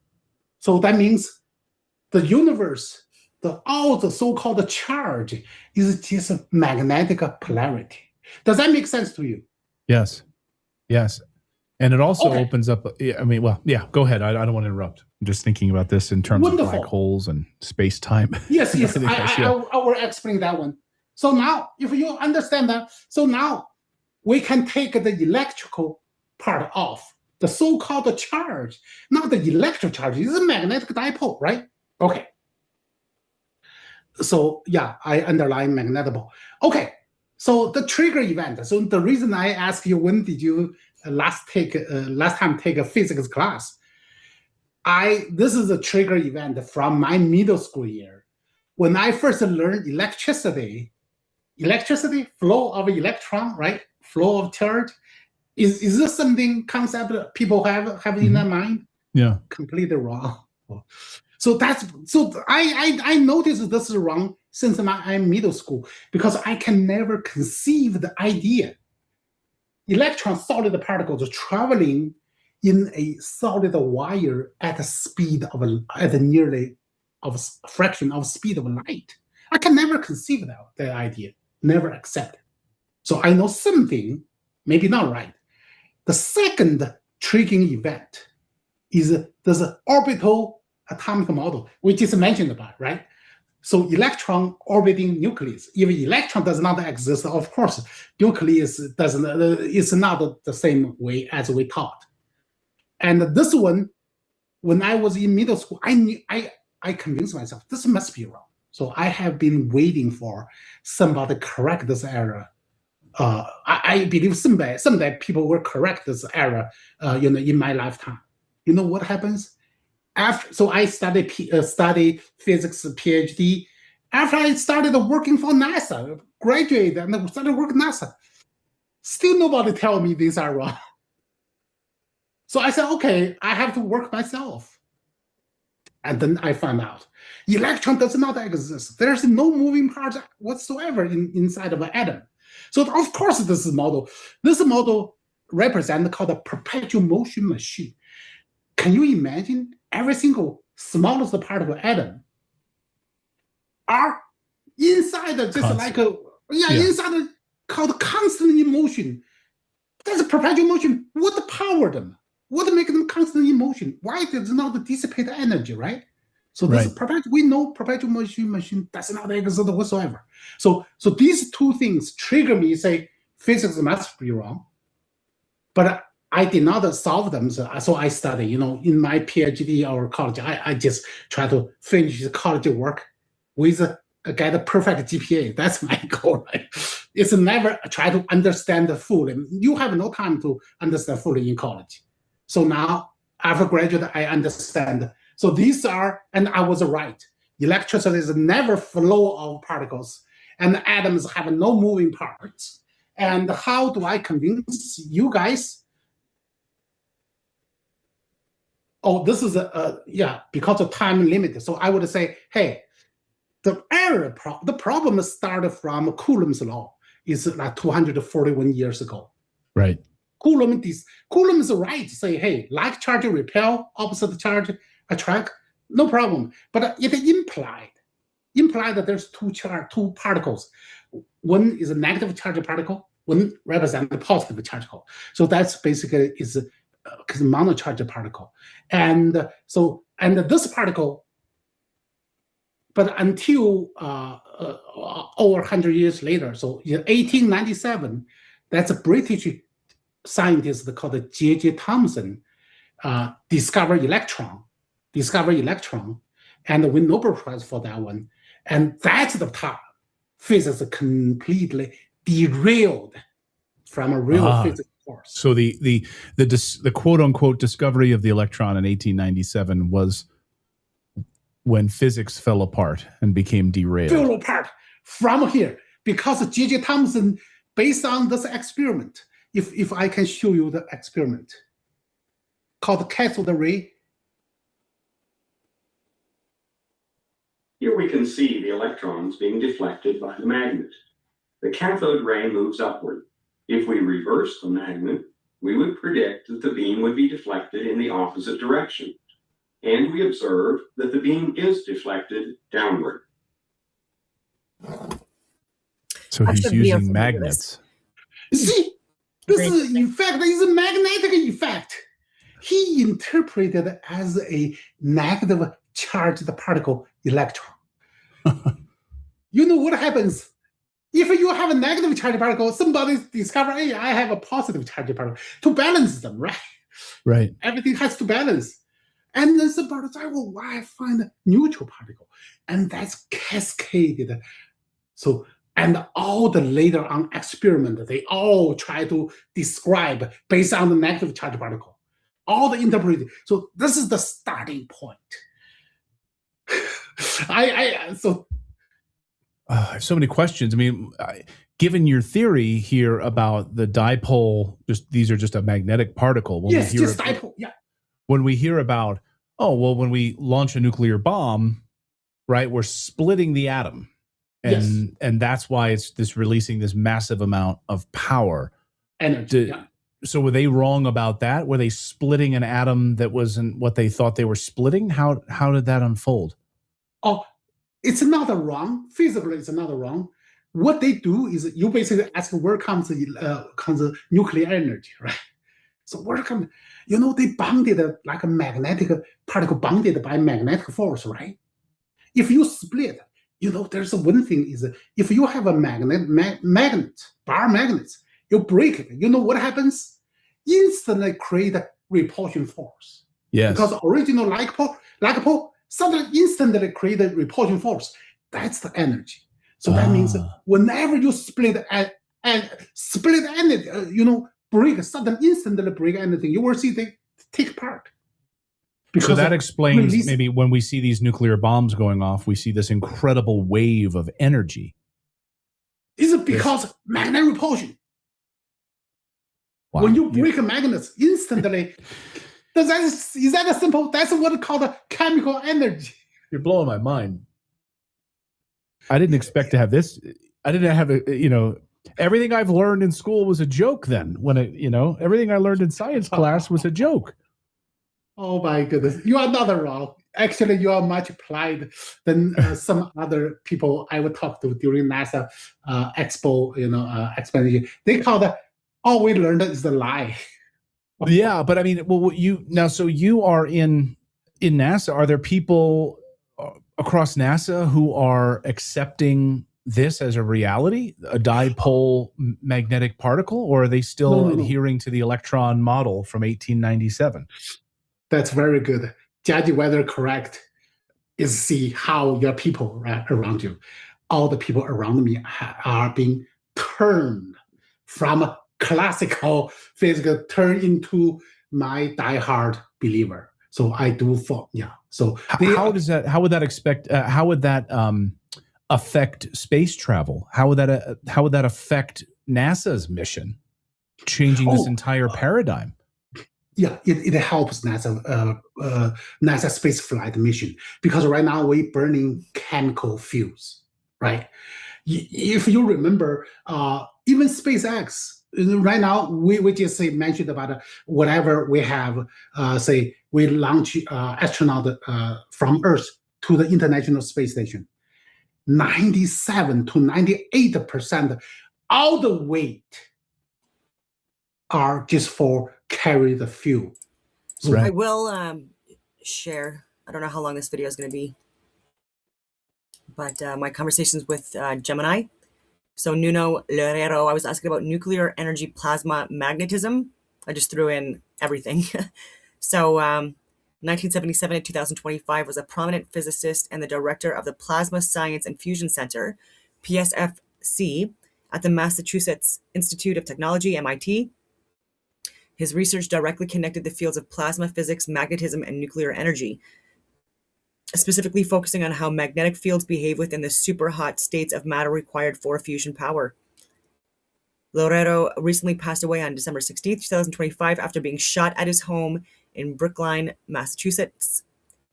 His work centered on the theoretical behavior of magnetized plasmas, which are critical for developing nuclear fusion as a clean energy source. His contributions largely focused on the following areas: magnetic reconnection. This was a primary focus of his career. Magnetic reconnection is a physical process where magnetic field lines in a plasma break and reconnect, releasing massive amounts of energy.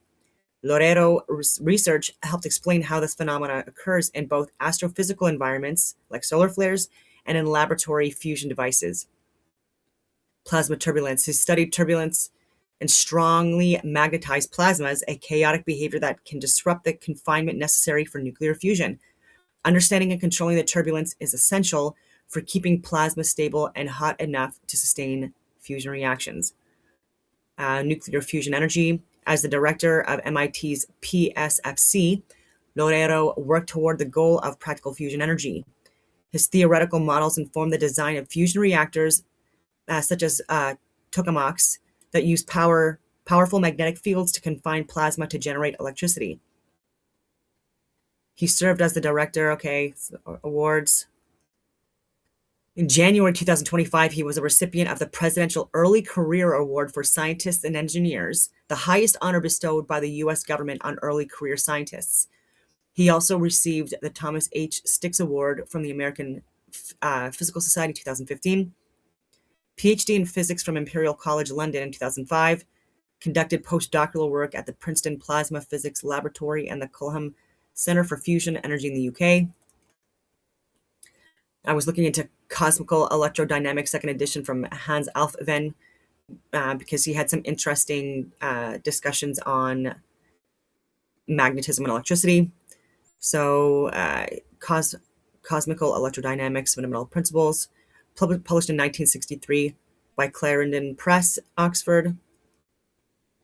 Unlike the first edition, 1950, which was a solo work by Alfven, the second edition was co-authored with his colleague Carl Gun Balthammer. Theory and applications to space, such as solar physics and magnetic storms. The field of plasma physics had grown so rapidly by the 1960s. largely due to the rise of thermonuclear fusion research, that the authors decided to limit the second edition strictly to fundamental principles. Okay, so we talked about magnetohydrodynamics, MHD, and plasma physics, which is incredibly important. Content divided into four main areas: motion of drifts, adiabatic invariance; magnetohydrodynamics, the study of electrically conducting fluids, plasmas, that's what they're calling it; plasmas with magnetic field, general plasma behavior; plasmas with magnetic fields, the behavior of magnetized plasmas. Okay, so I say that plasmas ionized elements.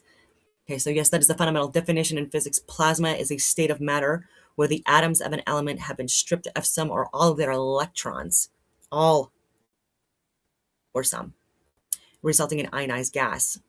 While a standard gas consists of neutral atoms or molecules, plasma is a soup of negatively charged electrons and positively charged ions. The separation of charge is what makes plasma electrically conductive and responsive to magnetic fields, the core properties studied by Hans Elfin and Nuno Loureiro in the works discussed previously. So I don't entirely agree with how they're explaining it.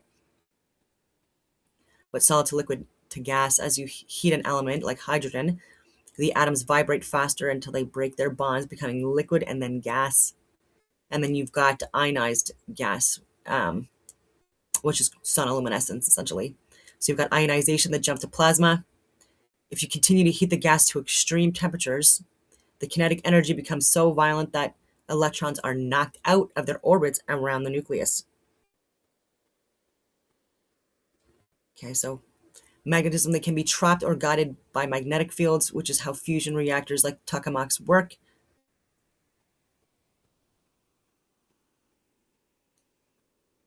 Okay, so then I wanted to see about gold again, because I'm just like fixated with gold. Okay, so gold is frequently turned into plasma in advanced physics experiments, particularly in the fields of nuclear fusion and particle physics. Because gold is a heavy element, high atomic mass, ionized gold plasma behaves differently than the lightweight hydrogen plasma used in most fusion reactors. The X-ray oven, inertial confinement fusion.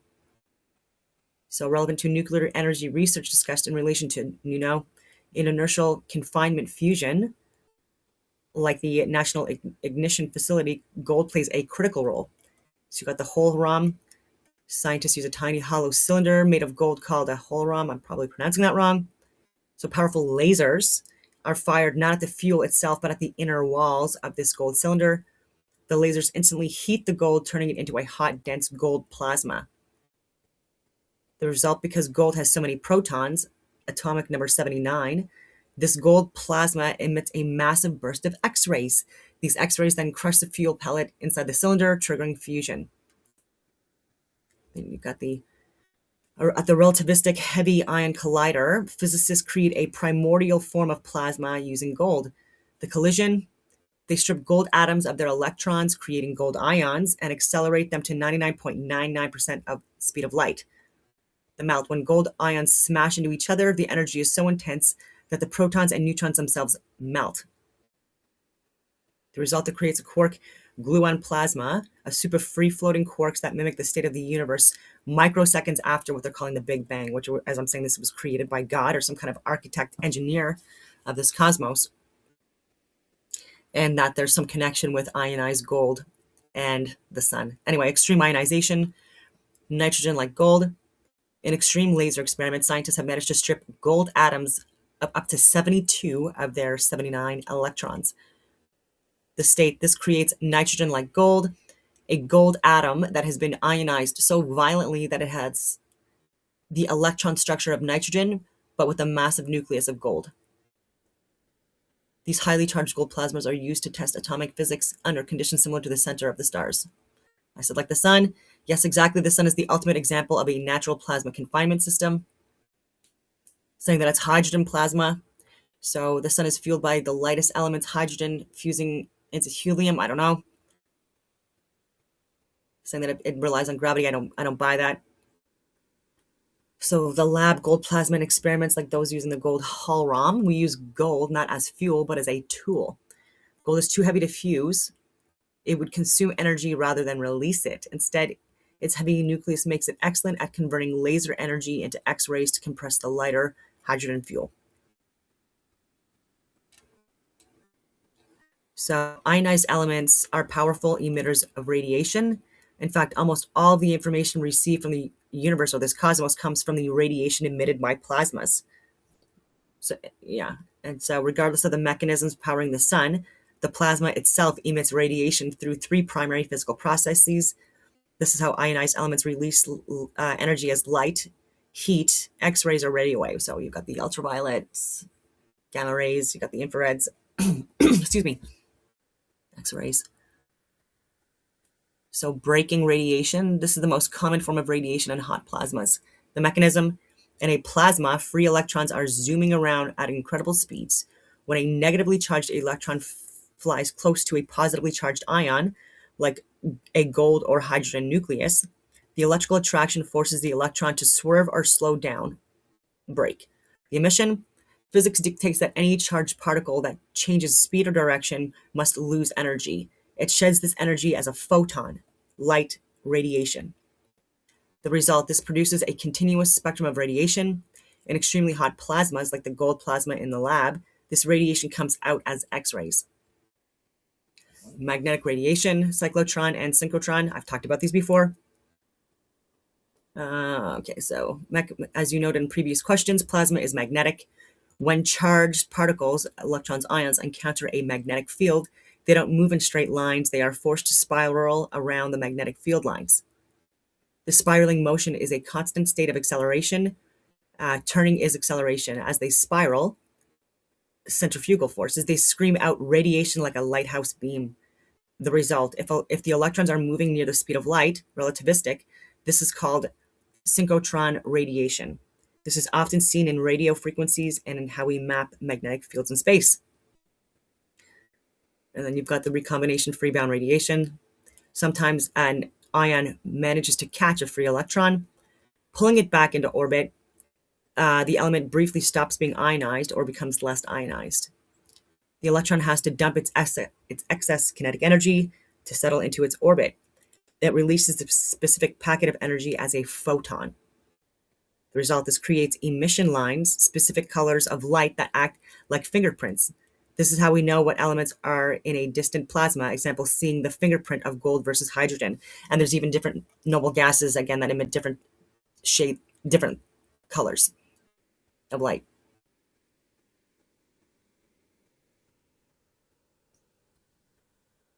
Okay, so plasma is magnetic precisely because it is electric. Okay, so again, with Gemini and Grok, we're not going to get a proper frame of reference.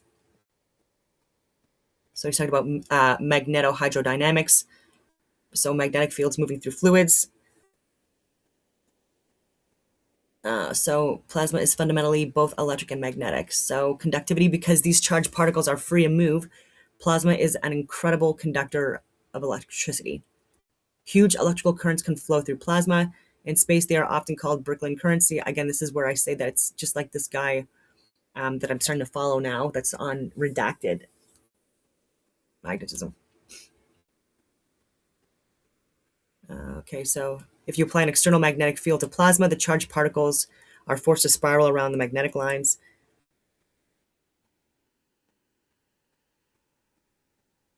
Yeah, okay, so because plasma is electrically conductive and has currents flowing through it, it creates its own magnetic fields. I think it's sort of correct. Okay, so solar dynamo and magnetic reconnection.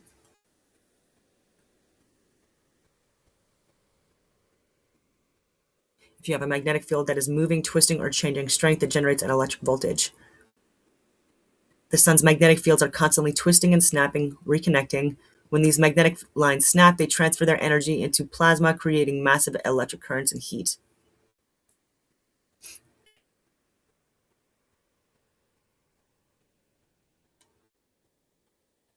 Okay, so because the sun rotates, I think it moves above us within this contained environment.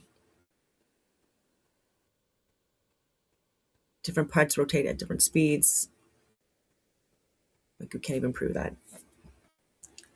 The dragging twists the magnetic field lines tight, like winding a rubber band.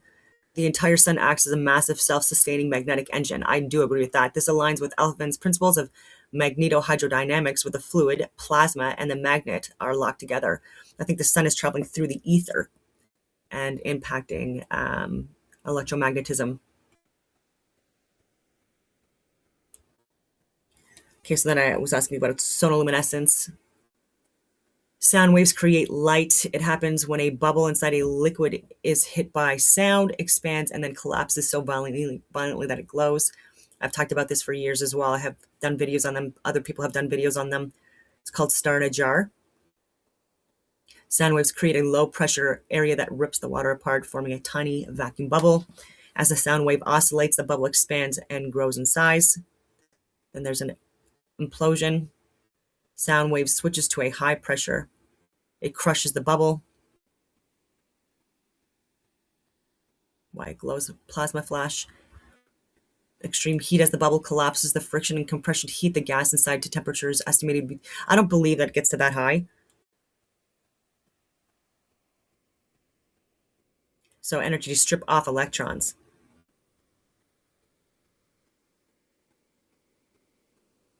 Yeah, so this hot plasma emits a flash of blue ultraviolet light.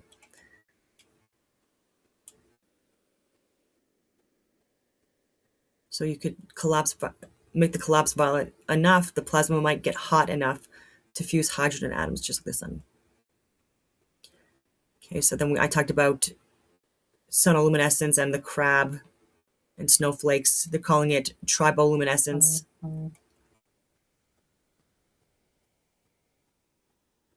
These create light. Talked about noble gases lighting up. Okay, so when you see a neon sign, you're looking at a tube filled with noble gas plasma. Ionization.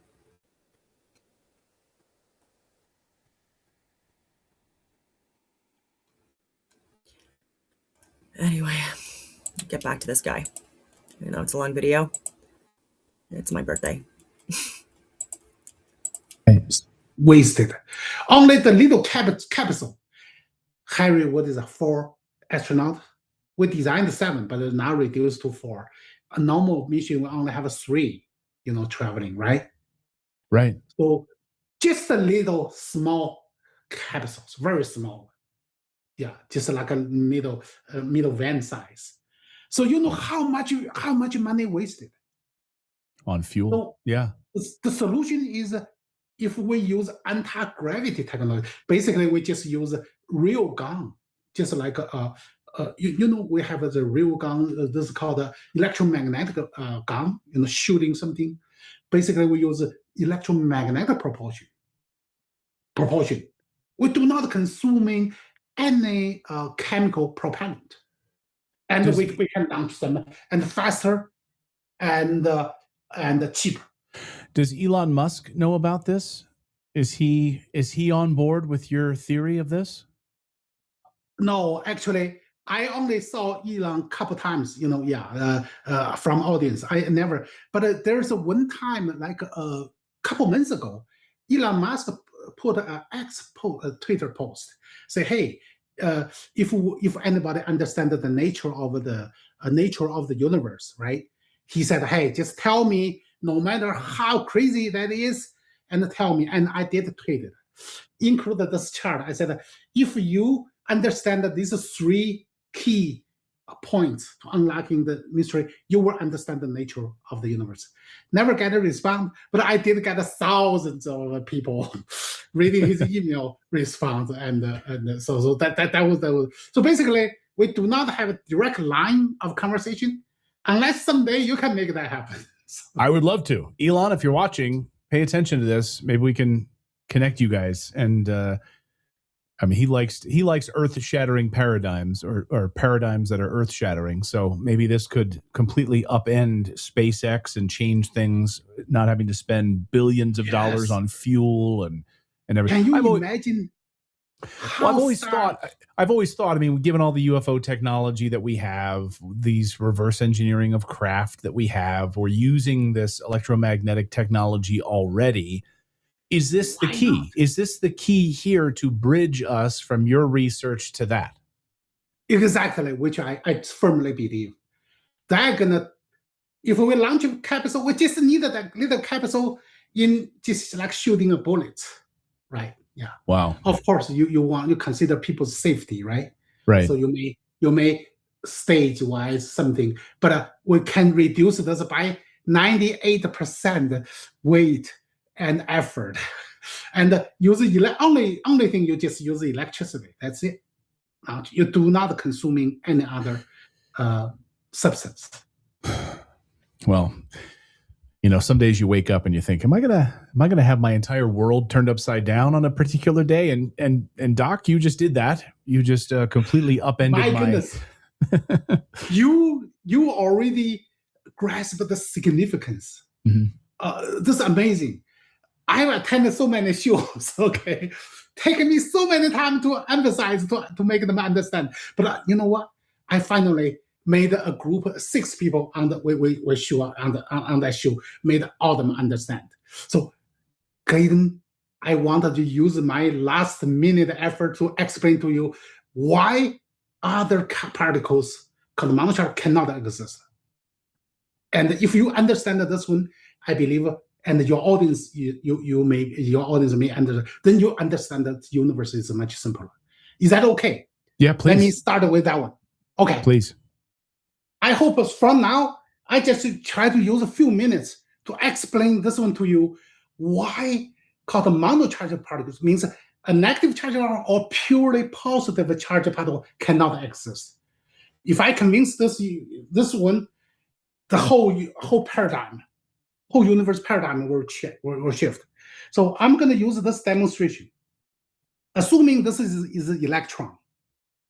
Okay, so and assuming everything we taught from the past are correct, that means the electron is a negative charged particle.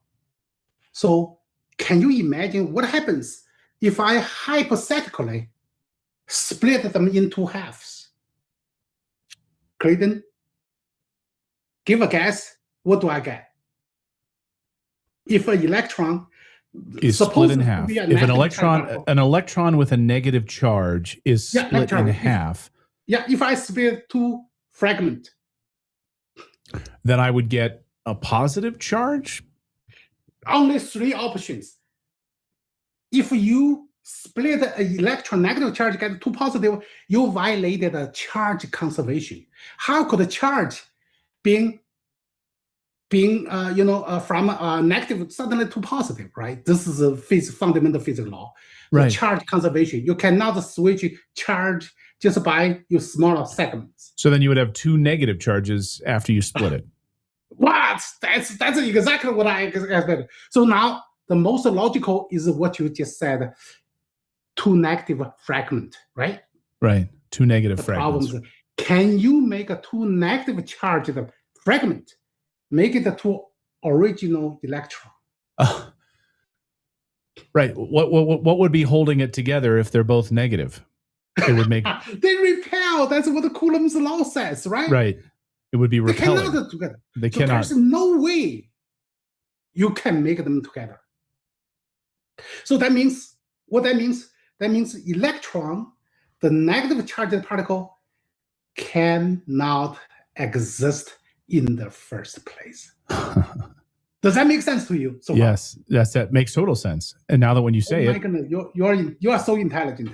Not just good looking. I don't know that I'm intelligent. I'm just open to it. Like I can see. I've seen so many BS stories fall apart over the years that now it just makes so much sense. 2 negatives. How are they going to join together? They would be repelling. It wouldn't make any sense. How would they be joined together in the first place?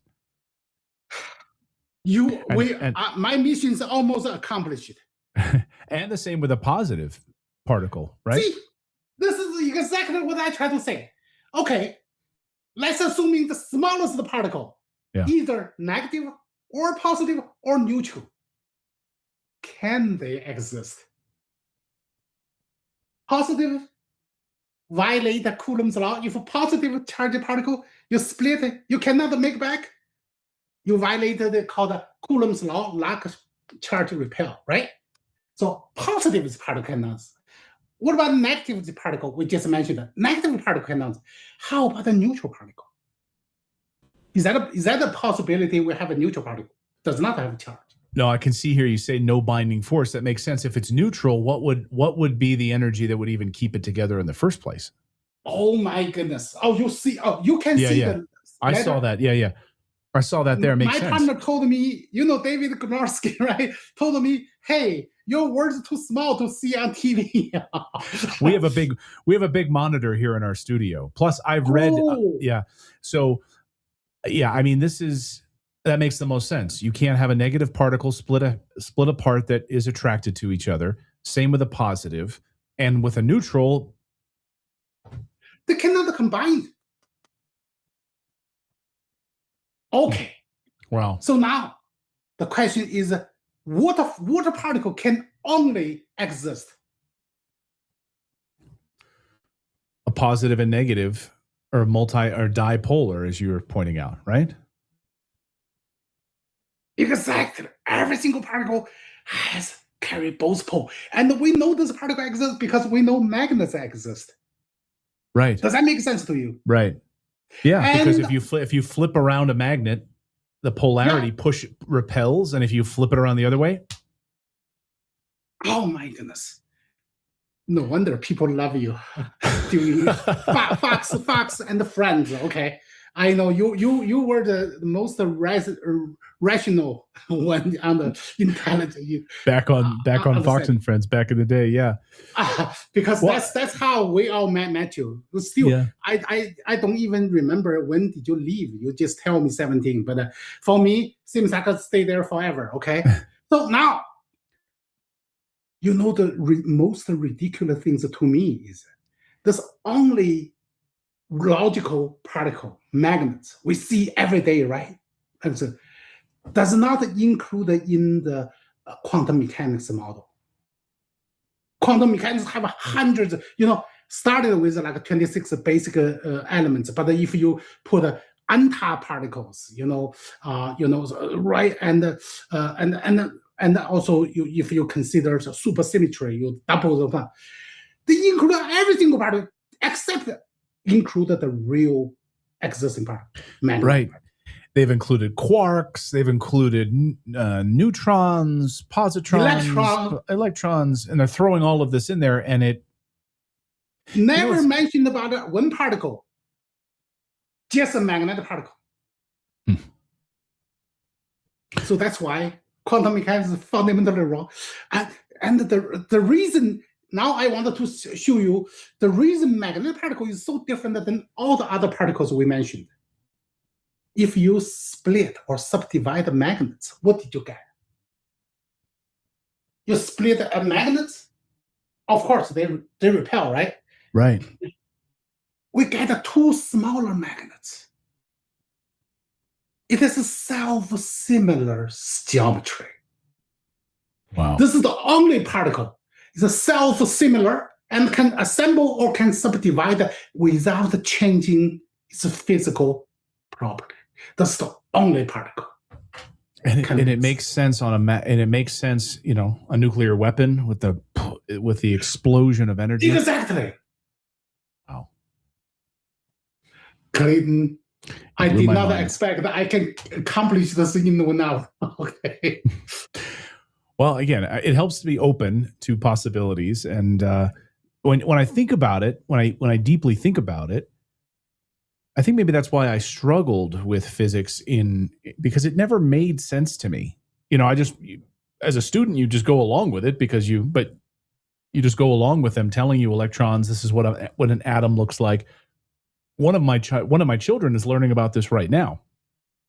Oh, so I'm going to have to show her this interview and blow her mind. She'll be the stickler. She'll be the stickler in the classroom when she says, "My dad says this doesn't exist." Right? Yes. You have to let them discipline this. Okay. Yes. Don't voice disagreement in public. Exactly. Unless you don't want to graduate. Exactly. Well, Doc, this is amazing. I mean, you mentioned your NASA colleagues are pretty open to this, and they're coming around on this. What about I'll let you go here in a few minutes here, but what about the physics community in general? How do they respond? How do they respond to this? Oh, I have interviewed Michio Kaku. Brian Greene, okay, of course, and what is it? Sabina Hassenfelder, yeah, they are supposed to be. Sabina is very open-minded, right? And also what is the Michio Kaku and Brian Greene? So they developed their own string theory. They called founder of string theory. String theory, right? The reason they found string theory because they all doubted the current theory is wrong, right? Otherwise, that's a great point, because when I read Brian Greene's books back in the day, and I was always stunned. So he was creating or coming up with this idea of string theory, this vibration, because all of that other stuff really didn't make sense to him. Right. You see, you got the key point. It does not mean the vibration string make any sense, but at least everything else does not make sense to them, to Michio Kaku and to Brian Greene. Oh my goodness, you can see the other side of things. So wow, impressive. Well, I was always fascinated because Brian Greene always had an incredible way of trying to explain things, very eloquent. Yes, very eloquent, and his books. I've read, I think, both of his books back in the 1990s, I think, when they came out. So I was always fascinated by this, and I know he was sort of like a rebel within the physics community, because here he was coming out with this idea of vibration and string theory, and right. But now it all makes sense. It all makes sense that what he was saying everything we've been taught really doesn't make sense. So here's my idea of string theory, which can help us it was almost like, here's string theory, which can help us make it make sense. That's right. That's his intention. But to be honest with you, string theory even make less sense than the previous theory. Right. But does that mean? But the previous theory is totally founded on wrong foundation too. Wow. Well, you've blown my mind. I hope that our audience had their mind blown as well. We'd love to have you back on at some point, and maybe we can do a follow up. I'm sure we'll have thousands of comments from people here on this video, and maybe we can do a Q&A next time, and maybe we can answer a ton of the questions maybe that our audience has about some of the questions they have about this theory. Doctor, it's been great having you here on the show. It's been eye-opening. Again, like I said, I didn't think when I'd wake up this morning that I would have my world turned upside down in a way, but I love doing that. That's why I do this. That's why I do this show. So thank you so much. Thank you for your great work. Thanks for your time, and thanks for educating all of us about this. This has been mind-blowing. Call me redacted. Anyways, long video. It is my birthday. It's a freezing rain warning. Lame. And so I might not get up to anything today. But on that note, I will leave it at that and hope that everyone has a wonderful rest of your day.